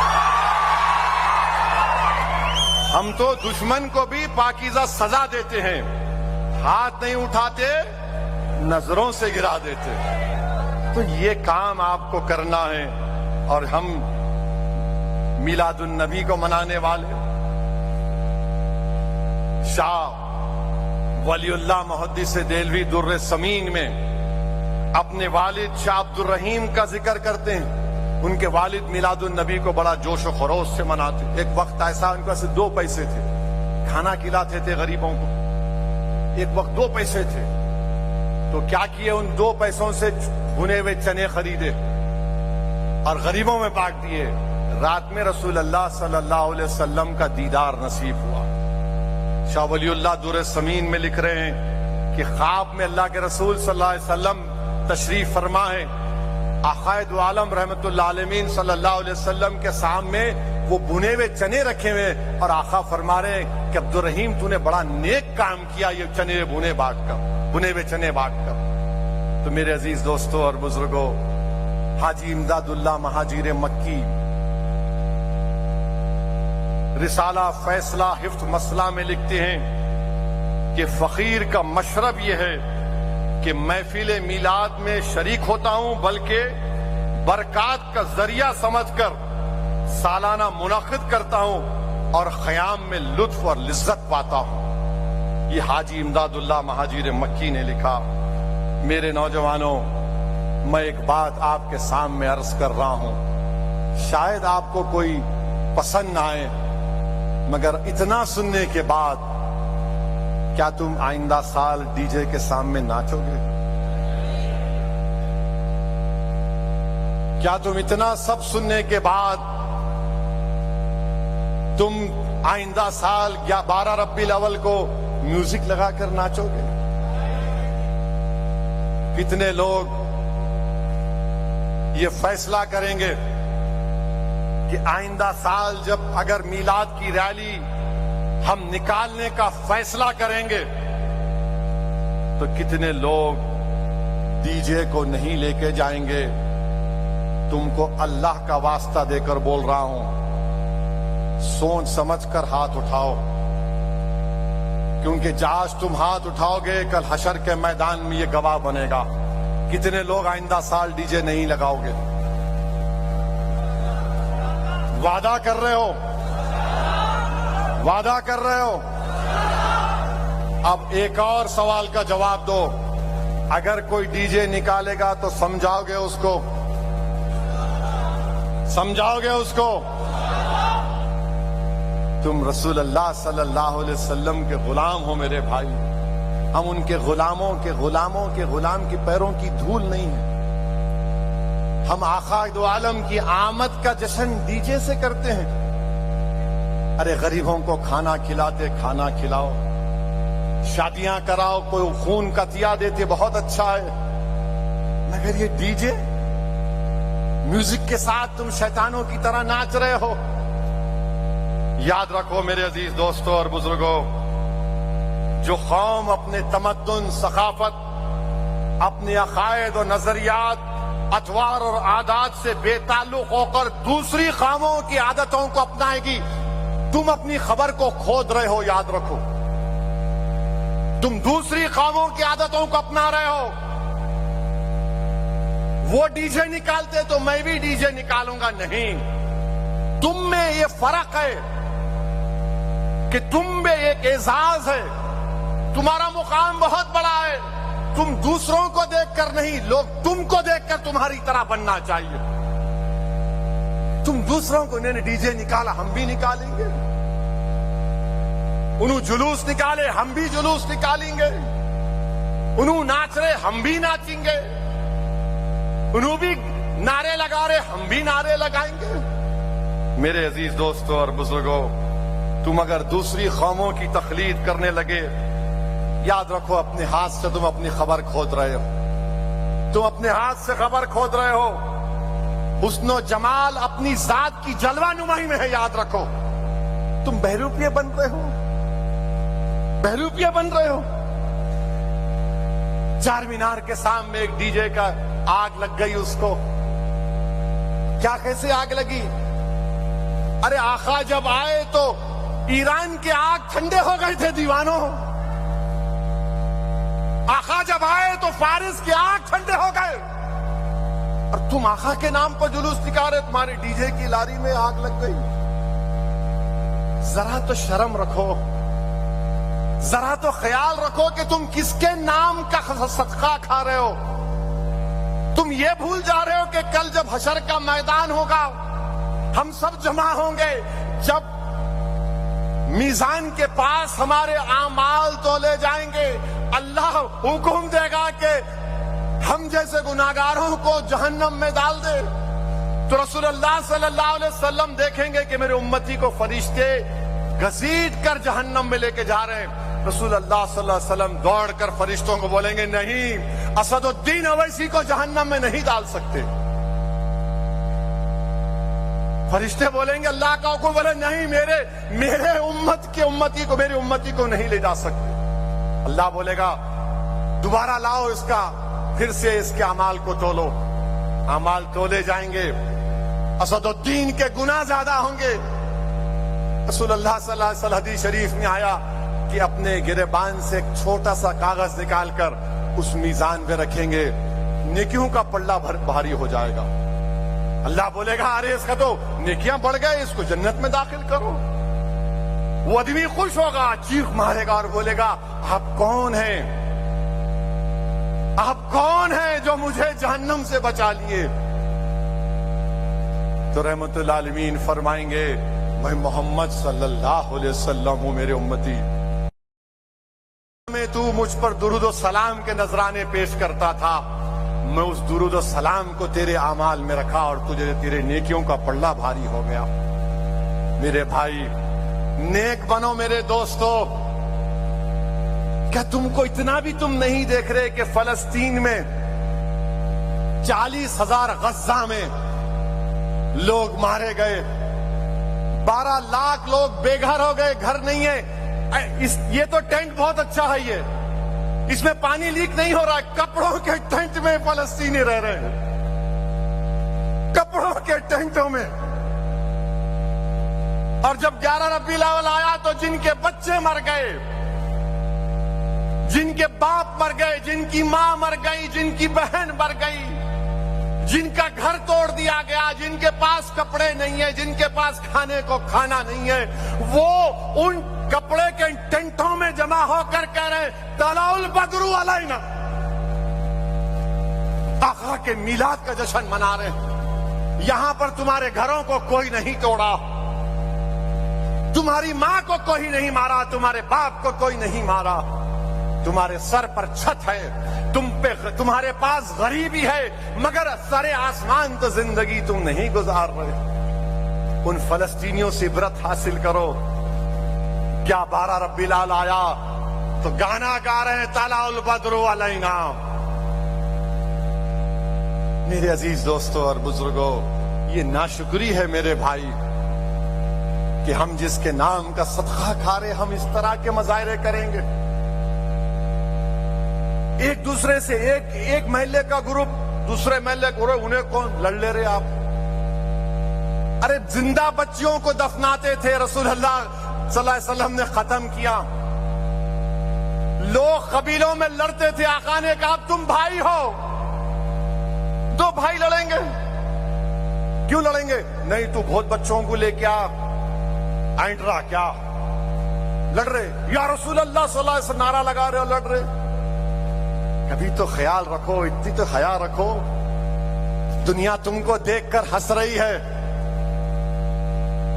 پتھر مار رہے گھروں پر، کیا کر رہے تم؟ بعض لوگ منہ میں باکیٹ ہے، منہ میں ڈال رہے، کیا ہے؟ انہیں ہنسنے کی بات نہیں ہے۔ سگریٹ پھونک رہے، یا رسول اللہ، تم سگریٹ پی کے یا رسول اللہ بولو گے؟ باکیٹ ڈال کر یا رسول اللہ بولو گے؟ یہ تمہاری محبت ہے؟ بے شرمو، تم اپنے باپ کے سامنے سگریٹ پی سکتے؟ تم اپنے باپ کے سامنے ناچ سکتے؟ اور تم کس کا نام لے کر ناچ رہے تھے اس دن؟ جو ہم کو حشر کے ان کی شفاعت سے ہم جہنم میں نہیں جنت میں جائیں گے۔ نوجوانوں، تم کیا گلے میں گر رہے ہو؟ برباد ہو جاؤ گے تم اغیاروں کی تہذیب کو اپنا رہے ہو۔ تم کو فخر نہیں ہے تم مسلمان ہو؟ تم کو اس بات کا اطمینان نہیں ہے کہ میں محمد صلی اللہ علیہ وسلم کا امتی ہوں؟ تم کو اس بات کا غرور نہیں ہے کہ ہم جب تک لا الہ الا اللہ محمد رسول اللہ بولتے رہیں گے اس وقت تک دنیا میں قیامت نہیں آئے گی؟ کیا کر رہے تم لوگ؟ کیوں کر رہے تم یہ؟ کیا ہو گیا تم لوگوں کو؟ کیا تم فلسطینیوں کی طرح برباد ہونا چاہ رہے ہو؟ بولو،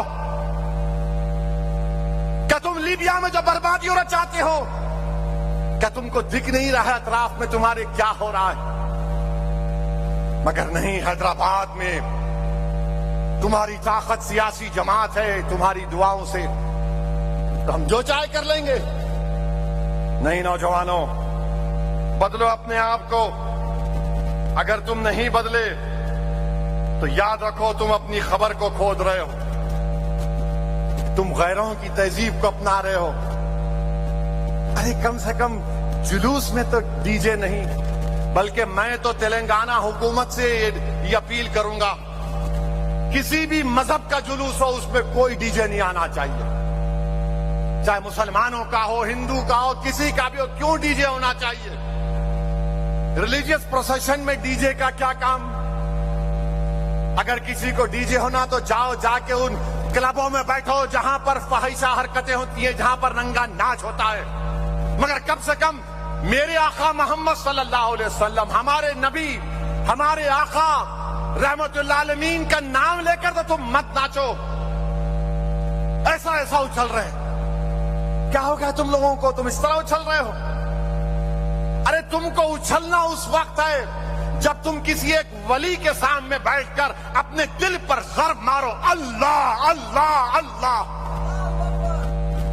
جب تم کو معلوم ہوگا یہ دین کیا ہے، تم صرف phone phone phone phone phone phone, بس فون کو دیکھنا ہے۔ فون تمہارا ایک نیا کیا باس ہو چکا ہے، بس فون کو دیکھیں گے۔ رات میں 2 بجے جا رہے گھر کو، فون کو دیکھیں گے۔ بیوی بول رہی ہے ارے کبھی میرے کو بھی دیکھ لے۔ گھر کو آ رہے، اماں بول رہے ہم کو تو دیکھ لے، اماں السلام علیکم۔ بیوی کا بھی حال ایسا ہے، انہوں ٹی وی میں، شوہر فون میں، بیٹے آئی پیڈ میں ہے، اماں بیٹیاں آئی پیڈ میں ہے، پورا ماحول ماشاءاللہ سبحان اللہ۔ کبھی تم ورزش کرو، کھیل کود کرو, چلو, صحت کو بناؤ, طاقتور بنو اپنے آپ کو, مگر نہیں خالی فون منہ میں کھولے, وہ ڈالے, سگریٹ پی لیے, مل رہا نا وہاں پہ, وہاں مل لے, چل. موٹر سائیکل ایک پہیے پہ چلا رہے, کیا ہوا بولو؟ تم کو معلوم پولے صراط کیا ہے؟ پولے صراط تلوار کی تیز دھاری ایک برج کی طرح ہے, برج بھی نہیں ہے, اس پہ سے گزرنے کا ہے اندھیرے میں. فجر کی نماز کتنے لوگ باجماعت پڑھتے؟ ہاتھ اٹھاؤ. دیکھو آپ, یہ حال ہے آپ کا. آپ کی سچائی کو سلام کرتا ہوں. جو فجر کی نماز باجماعت پڑھتے, حشر کے میدان میں جب پولے صراط کو جائیں گے نا, تم ایک ایک قدم رکھیں گے تو تمہارے قدموں میں روشنی اللہ پیدا کرے گا. کیوں؟ تم باجماعت فجر کی نماز پڑھتے تھے. تم عشاء کی نماز اندھیرے میں جا کر پڑھتے تھے, مر نہیں. اب کسی سے پوچھو, ملا میاں صبح نہیں اٹھے؟ نہیں صاحب, ذرا دیر ہو گئی رات میں. ارے ایک دن, 2 دن, رات بھر 2 بجے جاگ رہے. ایک صاحب نے تہجد پڑھ کے سویا تھا, مطلب فجر گول کیسا ہو گئی؟ پھر میں تہجد پڑھ کے سو گیا, فجر کو نہیں اٹھا. ارے دیوانے, فرض کام پہلے کر. میرے بھائی بزرگوں, گفتگو تلخ ہو گئی, مگر میں آپ کو بتانے کا مقصد یہ تھا کہ دل میں ایک تکلیف تھی. اگر آئندہ سال, مجھے نہیں معلوم کہ میلاد کا جلوس نکلے گا یا نہیں نکلے گا, کیونکہ ڈی جے تو ناقابل قبول ہے. ڈی جے تو ناقابل قبول ہے. کیا کیا کر رہے آپ لوگ؟ آپ دوسرے مسلمان برادری کے خلاف نعرے لگا رہے, وہ بھی دیکھا میں. بے شرمو, کیا کر رہے ہو تم؟ اتحاد کی مثال تو پیدا کرو. عصبیت کے مظاہرے کیوں کر رہے ہیں آپ لوگ؟ کیا ہو رہا ہے آپ کو؟ اب کیا لوگ آ کے تم کو مار کر متحد کریں گے؟ میرے عزیز دوستوں اور بزرگوں, نہیں معلوم آئندہ سال میلاد کا جلوس نکلے گا یا نہیں نکلے گا. اور یہ ڈی جے کیوں ہونا چاہیے؟ کسی بھی مذہبی تہوار میں ڈی جے کی کیا ضرورت؟ حکومت کو ایک فیصلہ لینا چاہیے, ڈی جے بند کر دو. آپ بالکل ڈی جے بند کر دینا چاہیے, کوئی ڈی جے نہیں چاہیے. کیوں کر رہے بھائی؟ سمجھو پیسے اکتا ہے تو غریبوں کو دو. بچیوں کی شادیاں نہیں ہو رہی ہیں, پیسے جمع کر کے شادی کراؤ, پڑھاؤ بچوں کو. تم کو معلوم اسد الدین اویسی سے لوگ نفرت کیوں کرتے؟ کئی وجہ ہے. ایک وجہ یہ ہے کہ جانتے ہیں کہ اس کے باپ صلاح الدین اویسی رحمت اللہ علیہ نے مجھے پڑھایا تھا. یہ جانتے ہیں کہ اس کو اللہ نے نبی کریم صلی اللہ علیہ وسلم کے صدقہ طفیل میں لندن سے بیرسٹری کی ڈگری دلائی, اس لیے مجھ سے جلتے ہیں. تم پڑھو, قابل بنو, طاقتور بنو, کچھ تو ہمت کرو. تم نہیں دیکھ رہے کتنی دشمنی ہے؟ میرے عزیز دوستوں اور بزرگوں, اور پھر ہم یہ بھی دیکھتے ہیں کہ ہمارے وطن عزیز میں مسلمانوں سے نفرت کے جو مظاہرے ہو رہے ہیں, حد تو یہ ہو گئی کہ بنگلور کے ہائی کورٹ میں, بنگلور کے ہائی کورٹ کے لارڈشپ جج صاحب نے بیان دیا. کیا بیان دیا؟ کہ بنگلور میں ایک علاقہ ہے مسلمانوں کا. انہوں نے کہا وہ پاکستان کا علاقہ ہے. جج, ہائی کورٹ کا جج ہے. آپ بتائیے یا لارڈشپ کو کیا ہو گیا؟ آپ کورٹ میں بیٹھ کے بول رہے وہ علاقہ پاکستان کا ہے. جج صاحب, یہ بھارت کا علاقہ ہے, یہ بھارت کا ملک ہے. جو سمویدھان پر آپ نے حلف لے کر انصاف کرنے کا آپ نے حلف لیا تھا, اور آپ اس علاقے کو پاکستان کہہ رہے ہیں. میرے عزیز دوستوں اور بزرگوں, اچھی بات ہے کہ سپریم کورٹ نے اس کا نوٹس لیا ہے. اچھا, وہی جج صاحب ایک لیڈی لائر کو بول دیے, لائر کو بول رہے اماں اب آپ یہ بولیں گے کہ تمہارا کلائنٹ انڈرویئر کون سی رنگ کی پہنتا؟ نہیں, ہنسنے کی بات نہیں ہے, ان کی سوچ دیکھو آپ. وشو ہندو پریشد ایک میٹنگ کری, اس میٹنگ میں 25 سے زیادہ ریٹائرڈ ججز آ گئے. میڈیا کی رپورٹ ہے. اب بتائیے جو انصاف کرنے والے اگر جا کر وہاں بیٹھیں گے وشوا ہندو پریشد RSS کے پاس، کیا انصاف کریں گے یہ لوگ؟ کون سے سمویدھان کا پاس لحاظ کریں گے؟ کون سا قانون کی بالادستی کو سامنے رکھ کر فیصلہ دیں گے؟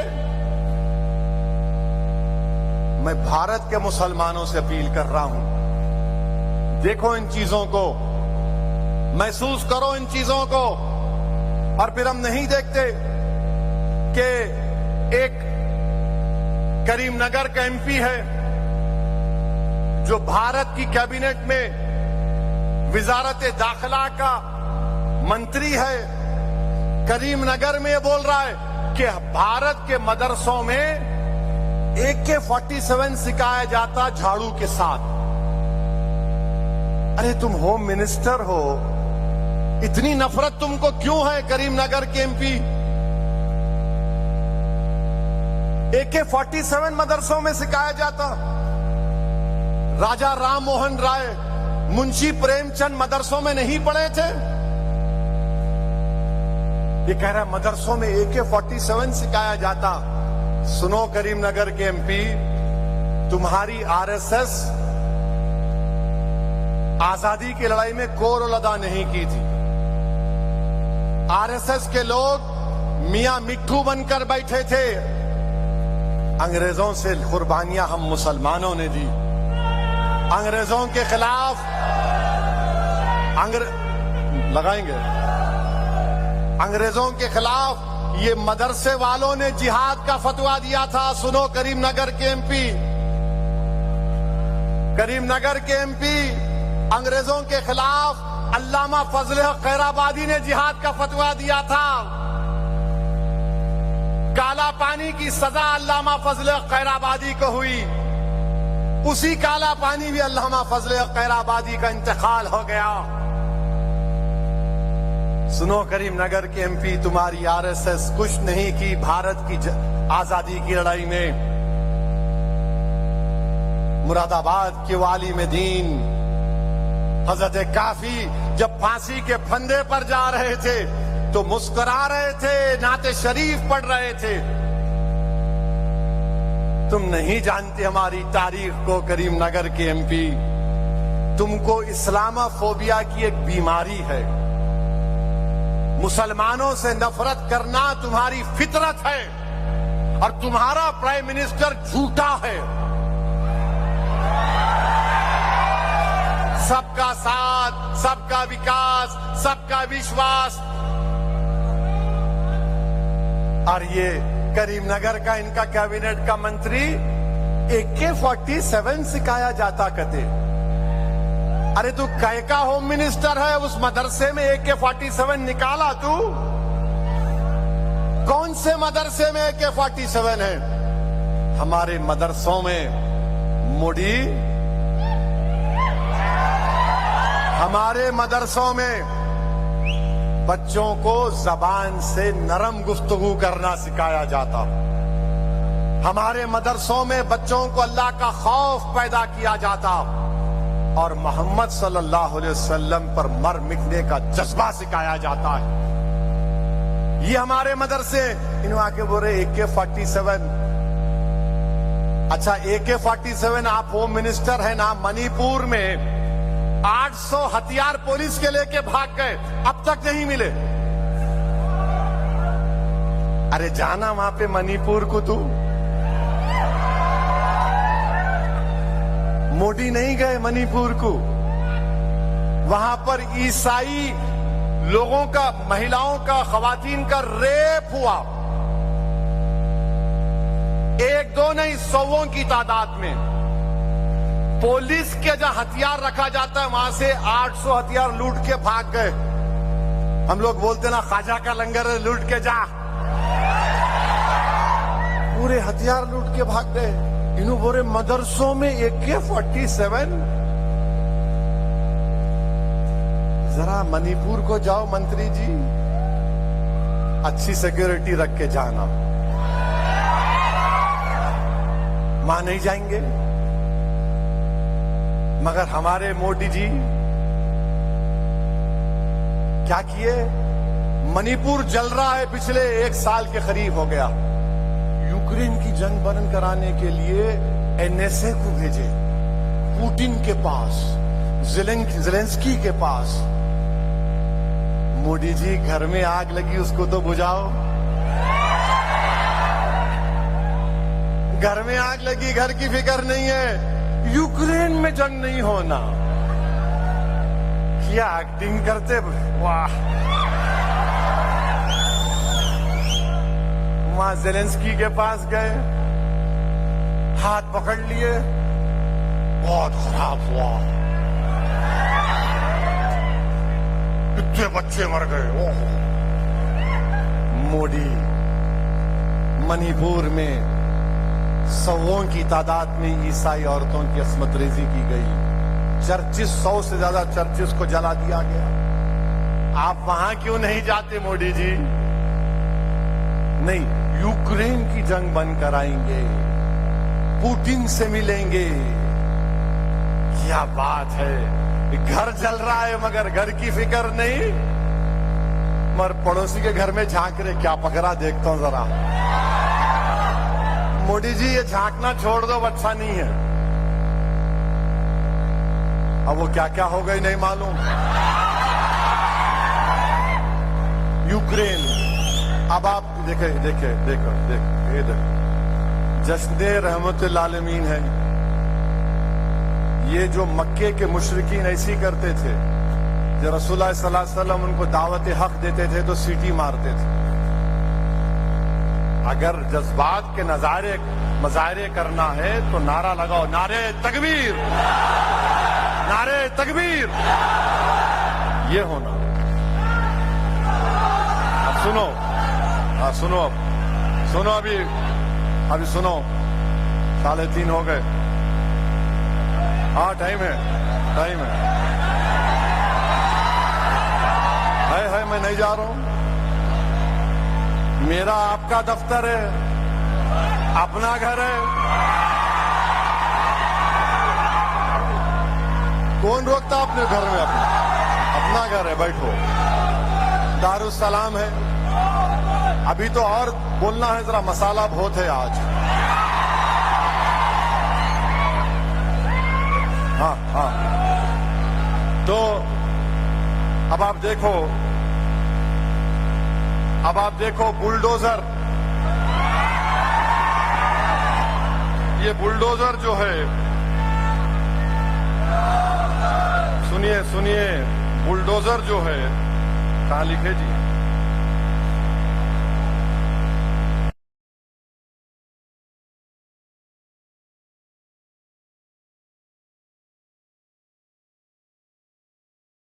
شہزاد علی، چھترپور مدھیہ پردیش میں ایک ظالم مہاراشٹرا میں رسول اللہ صلی اللہ علیہ وسلم میں گستاخی کرنے کی کوشش کرا. کبھی نہیں بولنا گستاخی کیا، گستاخی کرنے کی کوشش کرا. اگر کوئی وہ دیوانہ آسمان کو دیکھ کے تھوکا تو تھوک بھی کس پہ گرتا؟ کوشش کیا. تو حاجی شہزاد علی جو ہے 20,000 اسکوائر فٹ کا اپنا نیا گھر بنائے. احتجاج کیے اس ملعون کے خلاف. اچھا، جو رسول اللہ صلی اللہ علیہ وسلم کی شان میں گستاخی کرتا، اس کو قرآن کیا بولا معلوم آپ کو؟ ولید بن مغیرہ، نام یاد رکھ لو. یہ رسول اللہ صلی اللہ علیہ وسلم کی شان میں گستاخی کیا تو رسول اللہ صلی اللہ علیہ وسلم بولے کہ اس میں کئی عیب ہے، غلطیاں ہیں. اس کو بلا کے بولے تیرے میں یہ عیب ہے، تیرے میں یہ عیب ہے. مانتے گیا. بعد میں اللہ کے رسول صلی اللہ علیہ وسلم بولے تم اپنے باپ کی اولاد نہیں، تو اپنے نہیں قرآن میں ہے یہ، پوچھو تم اپنے باپ کی اولاد نہیں. وہ جا کے اپنی اماں سے پوچھا، اماں بتاؤ صحیح بولو، کیا یہ سچ ہے؟ تو بولے ہاں، میں اپنا منہ کالا کر کے تیرے کو پیدا کروں. تو جتنے بھی دنیا میں اللہ کے رسول صلی اللہ علیہ وسلم کی شان میں گستاخی کرنے کی کوشش کر رہے ہیں، وہ تمام کے تمام ولد الحرام. قرآن بول رہا میں اپنی قرآن کی بات کر رہا ہوں، فریڈم آف ریلیجن. تو خیر حاجی سیاد علی احتجاج کیے، پولیس کو میسر دیے، گڑبڑ ہو گئی، انہوں سمجھائے، پتھر پھینک دیے. تو مدھیہ پردیش کی پولیس بلڈوزر لے جا کر 20,000 اسکوائر فٹ کا گھر توڑ دیا. 20,000 اسکوائر فٹ کا. حاجی شہزاد علی نے بیان دیا کہ میں اللہ کے رسول صلی اللہ علیہ وسلم کی عظمت کے لیے احتجاج کیا. ایک 20,000 اسکوائر فٹ کا گھر کیا، ایسے 10 گھر میں آقا پر قربان کرتا ہوں. مگر میرے بھائی حاجی شہزاد علی کا نقصان ہو گیا. نئے گھر میں سامان رکھ رہے تھے، بی جے پی کی ظالم حکومت نے گھر کو توڑ دیا. مودی کے بلڈوزروں نے مسلمانوں کے گھروں کو نیست و نابود کر دیا. مودی کے بلڈوزروں نے مسلمانوں کے گھروں کو چن چن کر، ایک محلے میں 20 گھر ہے تو ایک مدھیہ پردیش کا ڈی ایم بول رہا ہے کہ صرف مسلمانوں کے گھر کو توڑوں گا، صرف مسلمانوں کے گھروں کو توڑ دیا جا رہا ہے. اور پھر کوئی ایک مہاراشٹرا میں بول رہا ہے کہ مسجد میں گھس کے ماروں گا. سنیے سنیے، مسجد میں گھس کے ماروں گا. پرائم منسٹر، کیا قانون اس پر لاگو نہیں ہوگا جو کہہ رہا ہے کہ مسجد میں گھس کے ماروں گا؟ کیوں کہہ رہا ہے وہ؟ کیونکہ جانتا ہے کہ مودی اقتدار پر ہے، اسی لیے مسجد میں گھس کے ماروں گا. میرے بھائی، اس ملک میں مسلمانوں کے خلاف جو نفرت کے مظاہرے کیے جا رہے ہیں، میں بار بار کہہ رہا ہوں، یہ وہی تاریخ کو دہرائی جا رہی ہے جو ہٹلر کے زمانے میں ہوتی تھی. ہٹلر کے زمانے میں ہٹلر یہودیوں پر ایسا ہی ظلم کرتا تھا. ان کے گھر کو توڑ دو، ان کے کاروبار کو توڑ دو، ان کو ملک کا دشمن قرار دو، ان کے خلاف پکچریں بناؤ. اب تو ججز بھی بولنا شروع کر دیے، لارڈشپ بھی بولنا شروع کر دیے. میرے بھائی جاگو، متحد ہو جاؤ. یہ نفرت جو مسلمانوں کے خلاف پیدا کر دی گئی ہے، اب کوئی بولنے کے لیے تیار نہیں ہے. مہاراشٹرا میں کوئی سیکولر پارٹی کا لیڈر اس ظالم کے خلاف بولنے کے لیے تیار نہیں ہے جس نے ہمارے آقا محمد صلی اللہ علیہ وسلم کے شان میں گستاخی کرنے کی کوشش کی. سوائے امتیاز جلیل کے کوئی آواز نہیں اٹھا رہا ہے. میں نے امتیاز جلیل سے کہا، مجلس کے ذمہ داروں سے کہا، اپنا فرض آپ نبھا رہے ہیں، اللہ آپ کو سلامت رکھے، اللہ آپ کی کوششوں میں برکت عطا کرے گا، اللہ کامیاب کرے گا. میرے عزیز دوستوں اور بزرگوں، پھر آپ یہ بھی دیکھتے ہیں کہ لوگ ہمارے ملک میں ایک قانون بنا رہے ہیں، کوشش کر رہے ہیں کہ وقف کی جائیداد ہم سے چھین لی جائے. میں بار بار کہہ رہا ہوں، بی جے پی والے بولتے پورے ملک میں اویسی جا کر لوگوں کو اکسارا. انہیں ہی بول رہا مسجدیں چھین لیں گے، درگاہ چھین لیں گے، قبرستان چھین لیں گے، عیدگاہ چھین لیں گے، زمینات چھین لیں گے. بی جے پی والوں، تم میری سچائی کا سامنا نہیں کر سکتے. میں جانتا ہوں تمہاری حرکتیں کیا ہیں. یہ جو کہہ رہا ہوں بھارت کے مسلمانوں سے کہہ رہا ہوں، یاد رکھو، ہم نے ایک بابری مسجد کو کھویا، اور کیوں کھویا بتا رہا ہوں آج تم کو. یہ جو قانون مودی لائے ہیں، بل لائے ہیں، قانون نہیں بنا ابھی، اس میں وقف بائی یوزر ہے. یعنی آپ کسی چیز کو استعمال کرتے ہیں تو اس سے اس کے استعمال پر وہ وقف ہو جاتی ہے. مثال کے طور پر ایک قبرستان ہے، تدفین ہو رہی، وقف کی ہو جاتی برسوں سے. مسجد ہے، جس انگریزی کا ورڈ ہے ٹائم امیموریل سے آپ نماز پڑھ رہے ہیں، وقف بائی یوزر ہے. عیدگاہ ہے. تو اب مودی کیا کیے، وقف بائی یوزر کو نکال دیے. اور موڈی یہ بول رہے کہ آپ رجسٹرڈ ڈیڈ سے اب آپ وقف کرنا، یعنی جتنے وقف کی پراپرٹیاں ہیں 33,000 وقف کی پراپرٹی تلنگانہ میں. تو موڈی یہ بول رہے کہ اب یہ قانون جب خدا نخواستہ بن گیا تو یہ 33,000 وقف کی پراپرٹیز جو تلنگانہ میں ہے، اس میں 90% کے پاس ڈیڈ نہیں ہے، رجسٹرڈ ڈیڈ نہیں ہے. تو وہ کیا ہوں گے؟ وقف نہیں رہیں گے، نہیں رہیں گے نا وقف. جب قانون بولے گا کہ رجسٹرڈ ڈیڈ لے کر آؤ، رجسٹرڈ ڈیڈ نہیں ہے. اگر آپ کو جا کے بولیں گے کہ مکہ مسجد کا ڈیڈ لے کر آؤ، مکہ مسجد پرانی ہے، کتنی پرانی ہے؟ 100 سال، 200 سال، 300 سال، قریب 400 سال پرانی. 400 سال. اب 400 سال میں رجسٹریشن کا ڈاکیومنٹ ہوتا تھا. اب موڈی بول رہے نہیں، تم لے کے آنا،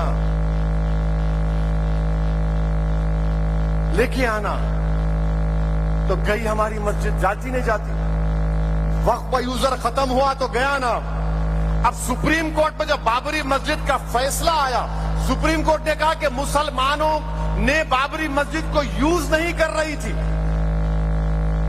آپ وقف کا یوزر نہیں تھے، اس لیے مسجد آپ سے چھین لی گئی. تو موڈی سپریم کورٹ کے ججمنٹ کو دیکھ لیے کہ وقف کا یوزر کو نکالو اور بولو کہ نہیں تمہاری مسجد نہیں ہے. کوئی بھی آ کے RSS والا بولے گا نہیں، اس کو کھود کے دیکھو اندر کچھ نکلتا. انہوں خالی کھودنا آتا ہے ان کو. ارے گھر میں کس کو رکھے تو دوسروں کا نہیں کھودتا انہیں جا کے. ہر چیز میں نہیں، یہاں کھودے تو یہ نکلتا کتے. میرے بھائی سنو، مذاق کا موضوع نہیں ہے یہ اگر قانون بن جائے گا، اتر پردیش میں 1,21,000 وقف کی پراپرٹیز ہیں، 1,12,000 کے پاس کاغذ ہی نہیں ہے. وقف کا یوزر ختم ہو گیا تو وہ جائیدادیں کون لے گا؟ وہ جائیدادیں کون لے گا بتاؤ؟ تمہارے پاس لیگل اس کے اوپر اختیاری نہیں ہوگا، کوئی بھی گھس جائے گا.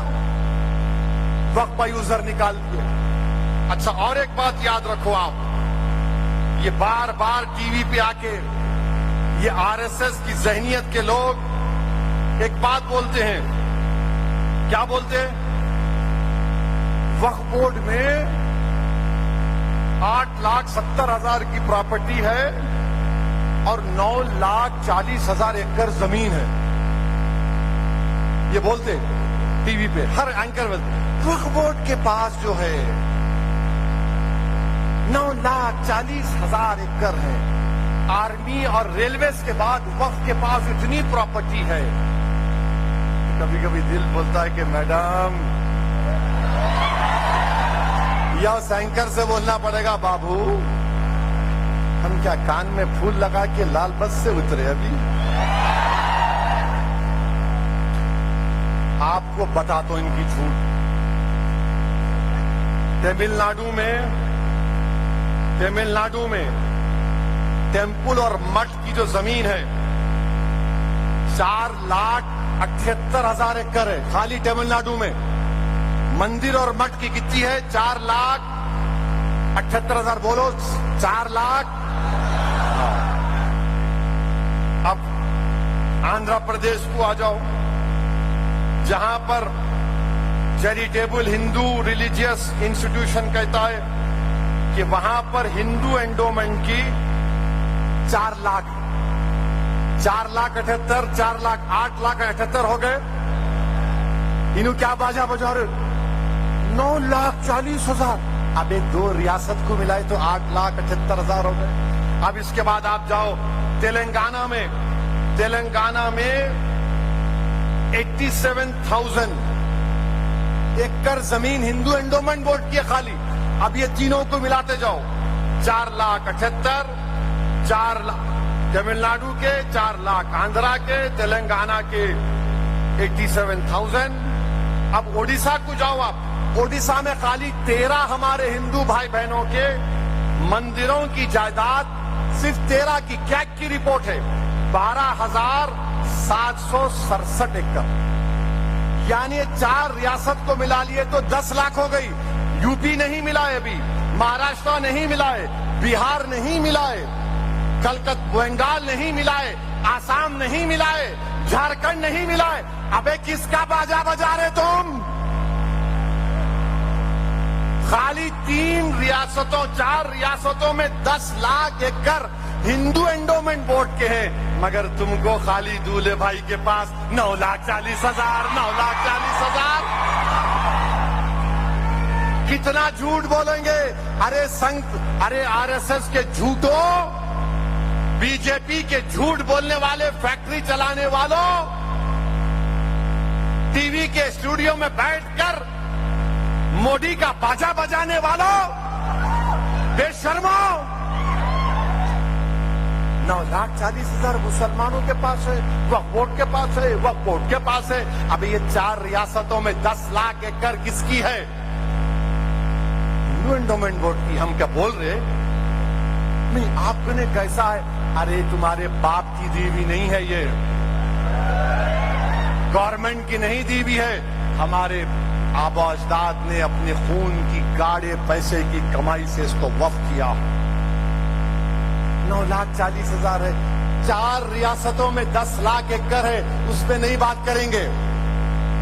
अब हम उम्मीद करते कि मीडिया वाले इसको कल चलाएंगे। डरिए मत मोदी से, मोदी अभी जा रहे हैं, बाय बाय हो रहा है। इंशाअल्लाह ताला जम्मू कश्मीर हारेंगे, हरियाणा भी हारेंगे, महाराष्ट्र में मजलिस कामयाब होगी, मजलिस के एमएलए बनेंगे इंशाअल्लाह ताला। इम्तियाज जलील बनेगा एमएलए, मुफ्ती इस्माइल बनेगा, धूलिया से फारूक शाह बनेंगे, सोलापुर से फारूक बनेगा, मुंबई वर्सोवा से इंशाअल्लाह ताला रईस लश्करी और हमारे कई एमएलए को कामयाब करना है। महाराष्ट्र की विधानसभा में जाना है और जाकर उनसे पूछना है, कौन है वो जो बोल रहा था मस्जिद में घुस के मारेंगे? मेरे भाई, ये वक्फ का कानून एक और उसमें बात है। अब आप क्या कर रहे? स्टेट वक्फ बोर्ड में कोई हिंदू नहीं बन सकता मेंबर, सेंट्रल वक्फ काउंसिल में भी हिंदू नहीं बन सकता सिवाय मिनिस्टर के। मोदी जी बोल रहे हैं आपकी तकलीफ क्या हिंदू को लेके आई? हमारे को तकलीफ हिंदू भाइयों से नहीं है, हम हिंदू भाइयों से हमारी कोई तकलीफ नहीं है। हमारी तकलीफ यह है कि हिंदू एंडोमेंट बोर्ड जो है, अब जैसा कि उत्तर प्रदेश में काशी विश्वनाथ टेम्पल एक्ट है, उसमें उसका कमिश्नर भी मुसलमान नहीं हो सकता, कानून में लिखा हुआ है। उसमें मेंबर खाली हिंदू हो सकता है, अगर उन्हें हिंदुइज्म को छोड़ दिया तो उसकी मेंबरशिप आउट। वैसे ही आप चले जाइए, तमिलनाडु में ऐसे ही कानून है, आंध्र प्रदेश में, कर्नाटका में, उड़ीसा में। जब वहां पर कोई नॉन हिंदू नहीं बन सकता, यहां पर कैसे बनेगा?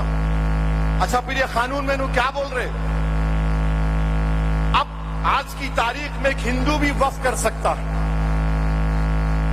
खाली वक्फ मस्जिद नहीं होती। हिंदू बोलेगा कि नहीं भाई, मैं यतीमों के लिए वक्फ कर रहा हूं, यह वक्फ होता। अब मोदी क्या बोल रहे? मैं हिंदुओं का लीडर, हिंदू कैसा वक्फ करेंगे? वक्फ बोर्ड नहीं करना। क्यों कर रहे मालूम आपको? क्योंकि राजस्थान में ऐसे कई मुकामात पर हिंदू राजाओं ने मुसलमानों को जायदादें दी।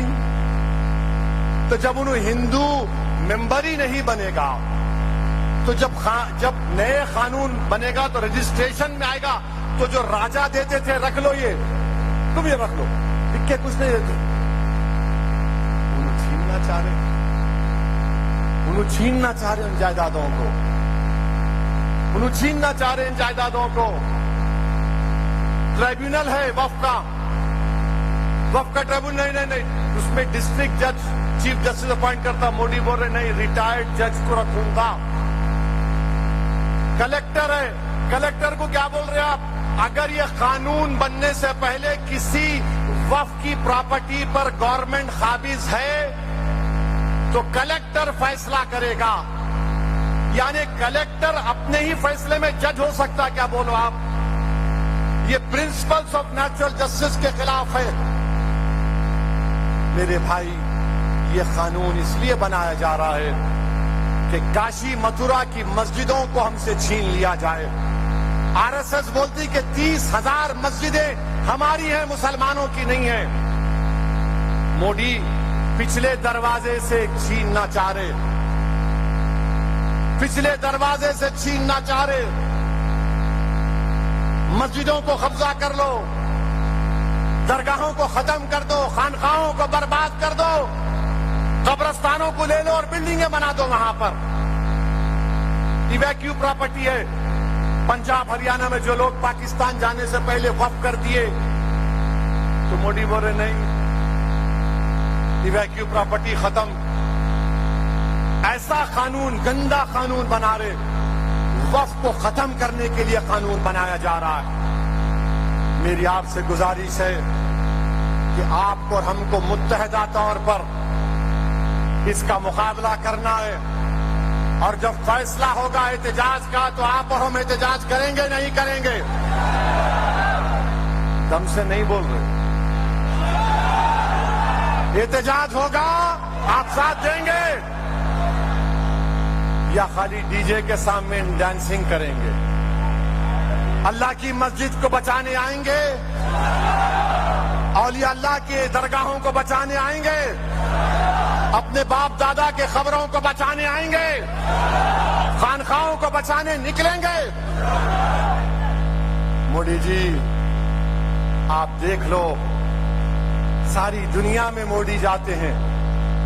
جہاں کوئی مسلم ملک ملا, مسلم ملک چلے گئے, ایسا ملتے اس سے یا حبیبی.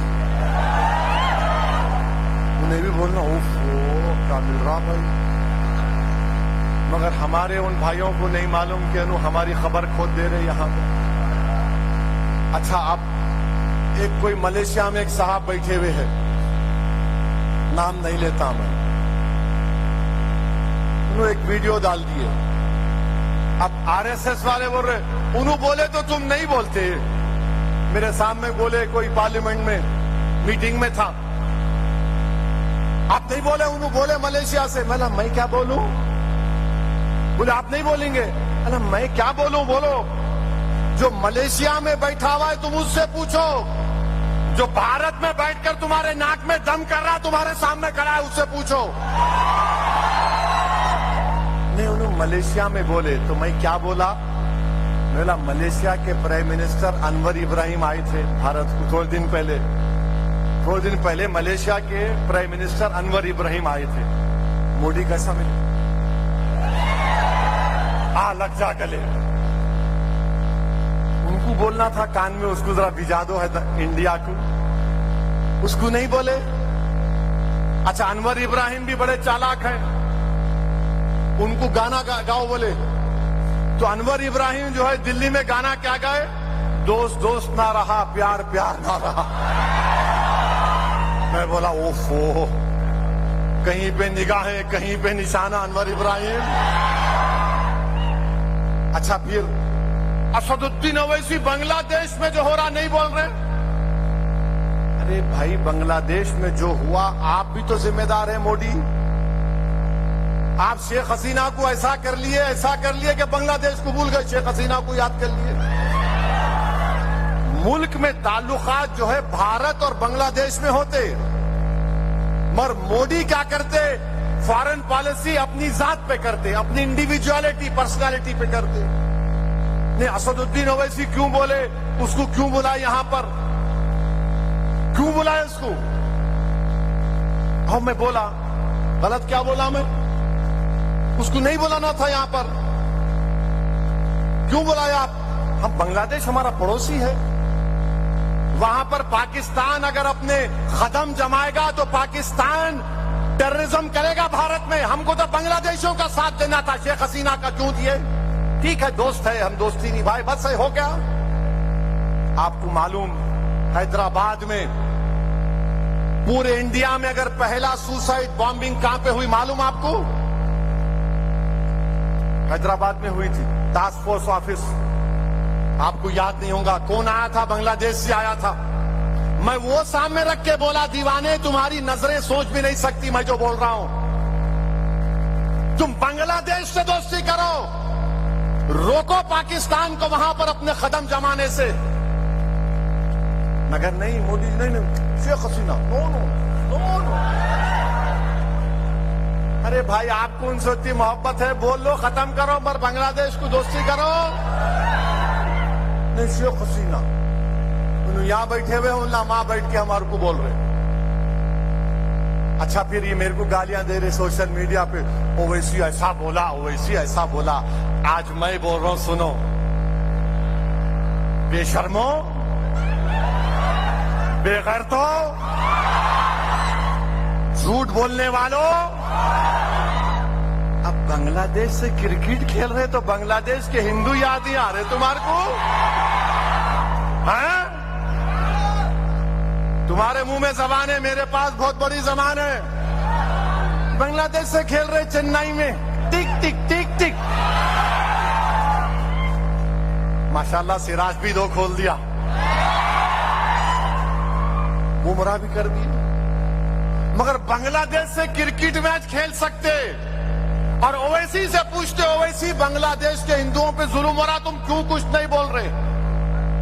تم کرکٹ میچ کھیلیں گے یہاں پہ, اور دولے بھائی سے پوچھیں گے کیا بولنا. ارے تم کرکٹ بھی نہیں کھیلنا تھا. نہیں پیسے ملتے نا بھائی, اماں 100 کروڑ کھو دینا ہم لوگ. ہاں مگر بنگلہ دیش, میں نے مذمت کی بنگلہ دیش کے ہندوؤں پہ جو ظلم ہوا, میں کنڈیم کیا اس کو. بنگلہ دیش کے ہندوؤں پر کوئی ظلم نہیں ہونا چاہیے, کوئی ظلم ہونا نہیں چاہیے. بنگلہ دیش کے ہندوؤں کو اپنے مذہب پہ چلنا چاہیے, اور ہم امید کرتے ہیں کہ بنگلہ دیش کی سرکار وہاں کے ہندوؤں کی حفاظت کرے گی.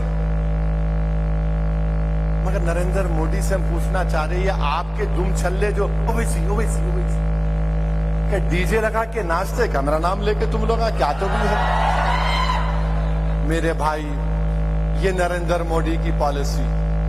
اب یہ وقف بل میں ایک رنگ برنگے جوکراں بھی پیدا ہو گئے.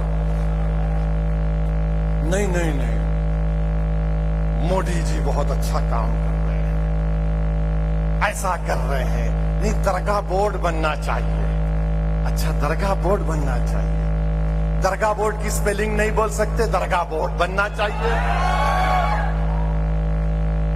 اور کیا بولتے ہیں, ایک صاحب بول رہے, میں سلطان ہند معین الدین چشتی رحمت اللہ علیہ خواجہ اجمیری سلطان ہند کا جانشین ہوں. کتنا جھوٹ بولتے. ارے پاپیو, ظلم ہے تمہارا. تم غریب نواز کے جانشین ہو. ارے تمہارے سے بڑا جھوٹا نہیں ہے.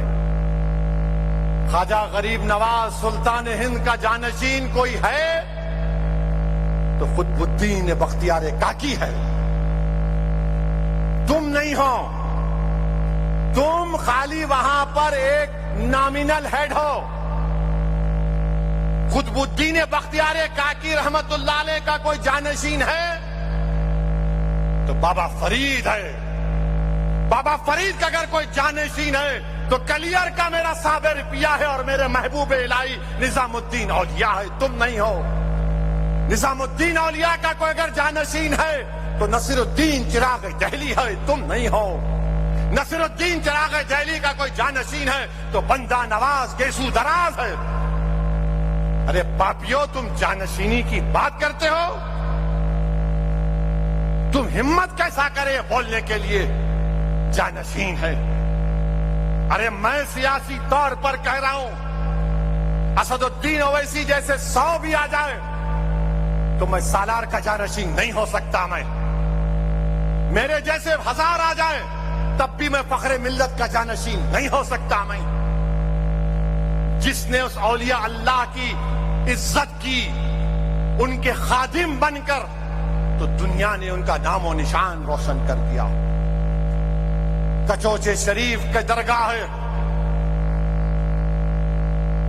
وہاں کے آستانے سے جو خادم ہیں مخدوم اشرف سمنانی، انہوں نے خادم بن کر روحانی فیض حاصل کیا تو دنیا نے ان کو مدنی میاں اور ہاشمی میاں بنا دیا.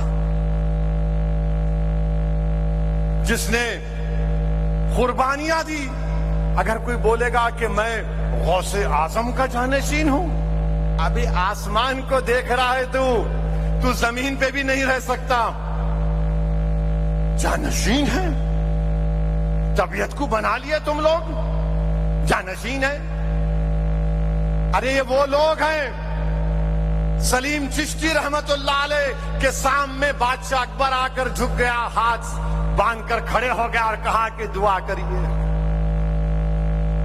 اکبر کا محل برباد ہو گیا، اکبر کے محلات ویران کھنڈیر میں تبدیل ہو گئے، مگر سلیم چشتی کا آستانہ آج بھی آباد ہے، کل بھی آباد رہے گا.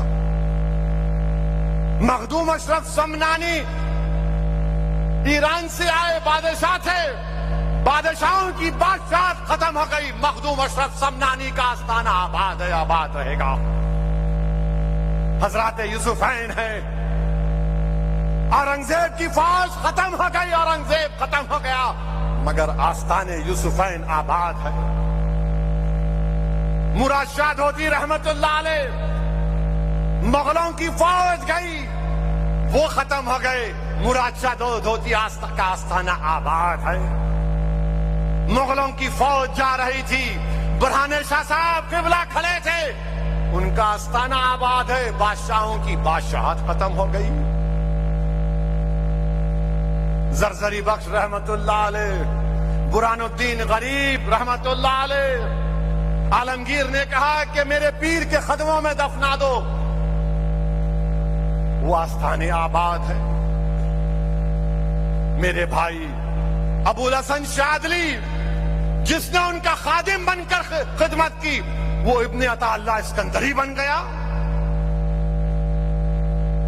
یاد رکھو، یہ اولیاء اللہ کا نام لے کر تم جو موڈی کا باجا بجا رہے ہو نا، ہاں تم غریب نواز کے جانشین نہیں ہو، تم محبوب الہی کے، قطب الدین بختیار کاکی کے، بابا فرید کے، نصر الدین چراغ دہلی کے، بندہ نواز کے، سودراز کے تم جانشین نہیں ہو، تم یقیناً موڈی کے جانشین ہو، تم موڈی کے جانشین ہو. ارے تم یہاں سے آ کر کیا کر رہے ہو؟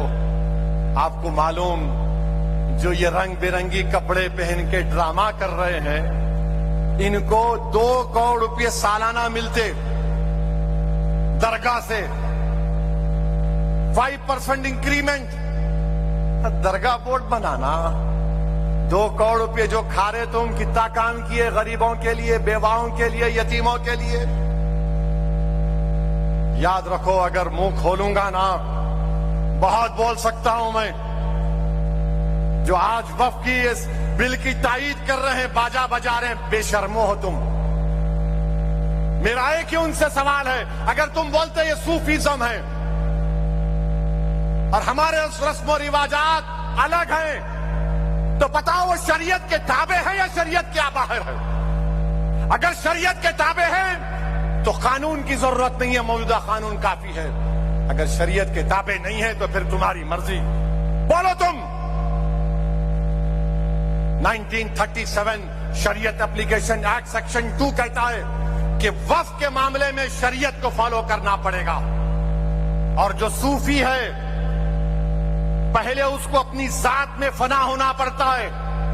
وہ پہلا قدم ہے صوفی کے لیے، پہلا قدم ہے کہ اپنی ذات کو ختم کرو، پھر آخری میں اللہ کی راہ میں فنا ہونا. فنا فی اللہ. انہوں تو پہلے قدم پہ موڈی پہ فنا ہو گئے. آئی لو یو. اپنی ذات کو بھول ہی گئے. جنید بغدادی رحمت اللہ علیہ نے صوفی کیا ہے بتایا تھا. جنید بغدادی نے کہا کہ صوفی وہ ہے جو دنیا میں مر گیا اور اللہ کے لیے زندہ ہے. جو دنیا میں مر گیا اللہ کے لیے زندہ ہے. انہیں ورنہ میں دنیا میں زندہ ہوں مودی جی کے لیے. ہائے تیری محبت، ہائے تیری محبت. میرے بھائی، میں بھی ایک ولی سے میری ملاقات ہوئی، ایک بلکہ خطب وقت سے. میں نے ان سے پوچھا کہ کچھ ہدایت دیجئے مجھے، تو انہوں نے کہا اسد الدین، تم کو صرف اتنا ہی بولوں گا کہ تم زندگی میں جتنی سانسیں لے رہے ہو نا، ہر سانس پر اللہ کا شکر ادا کرو. آپ سوچو، اگر ہم سانس لینا بند کر دیے مر جاتے، اللہ ہم کو زندہ رکھ رہا، تو تم ایک ایک سانس جو لے رہے اللہ کا شکر ادا کرو، اللہ کا شکر ادا کرو، اللہ کا شکر ادا کرو. تم سجدے میں جاؤ تو اللہ کا شکر ادا کرو، تم چلو پھرو تو اللہ کا ذکر کرو، تم چلتے بھی رہو تو اللہ کا ذکر کرتے رہو. میرے بھائی، یہ ہوتا ہے جس نے سرہند کے شیخ مجدد الفتانی کی خدمت کی، اس کو دنیا آج دکن کا محدث مانتی. عبداللہ شاہ صاحب قبلہ، جس نے اپنے پیر و مرشد حاجی امداد اللہ مہاجر مکی سے محبت کی، اس کے ذریعے سے اللہ نے انور اللہ شاہ فاروقی سے جامع نظامیہ کو بنا دیا. میرے بھائی، یہ محبت ہوتی ہے، یہ صوفیزم ہے. ان لوگوں سے دور رہو، جو 1-2 کا 4 کرتے ہیں، دور رہو ان لوگوں سے. یہ پورے کے پورے برباد کرنا چاہتے ہیں، اپنی ذات کے لیے ملت مظلومہ کو برباد کرنا چاہتے ہیں. ان سے ہوشیار رہیے. اور ہم بھارت کے وزیر اعظم سے کہہ رہے ہیں، آپ کے 10 سال میں آپ نے ہزاروں گھروں کو برباد کیا بلڈوزر سے. دلی کے فسادات میں بچوں کی رہائی عمل میں لائی جا رہی ہے. 3 سال کے بعد دلی کی پولیس نے جھوٹے مقدمے عائد کیے. تو مودی جی، RSS تمہارے لیے کسی شاعر نے اچھا کہا تھا، کتاب سادہ رہے گی کب تک، کتاب سادہ رہے گی کب تک، کہیں تو آغاز باب ہوگا. کتاب سادہ رہے گی کب تک، کبھی تو آغاز باب ہوگا.